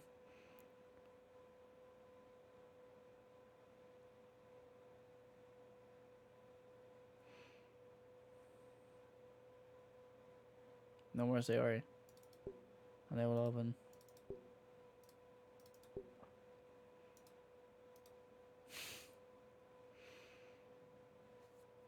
Well.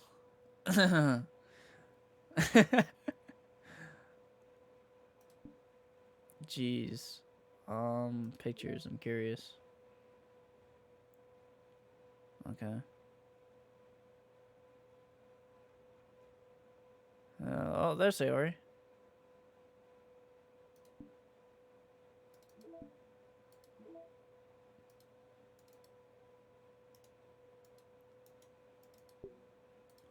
Huh.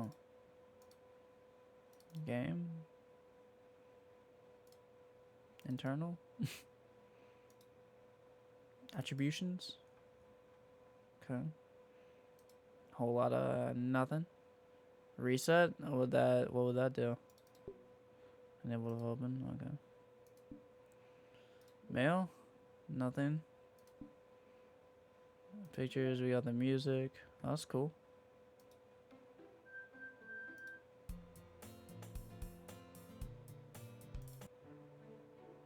Right. And then the settings. We got the side stories, of course. Unrelated to the events in the main game. To get all 6 side stories, try writing poems for different characters and viewing their typical scenes in DDLC. Okay. And then we can just do that. And it'll bring us back to the game. So what if I want to go back and do something different? I fuck with that though. Doki. I'm assuming I would just do new game. Like if I load game, I'll be back here. Gotta just restart, so I can just do new game. How long do I go? Like, I guess I'm not done yet. I can just keep going, and then it gets more and more fucked up. Do I know when it's actually over? How do I know when it's over? Yes. Okay.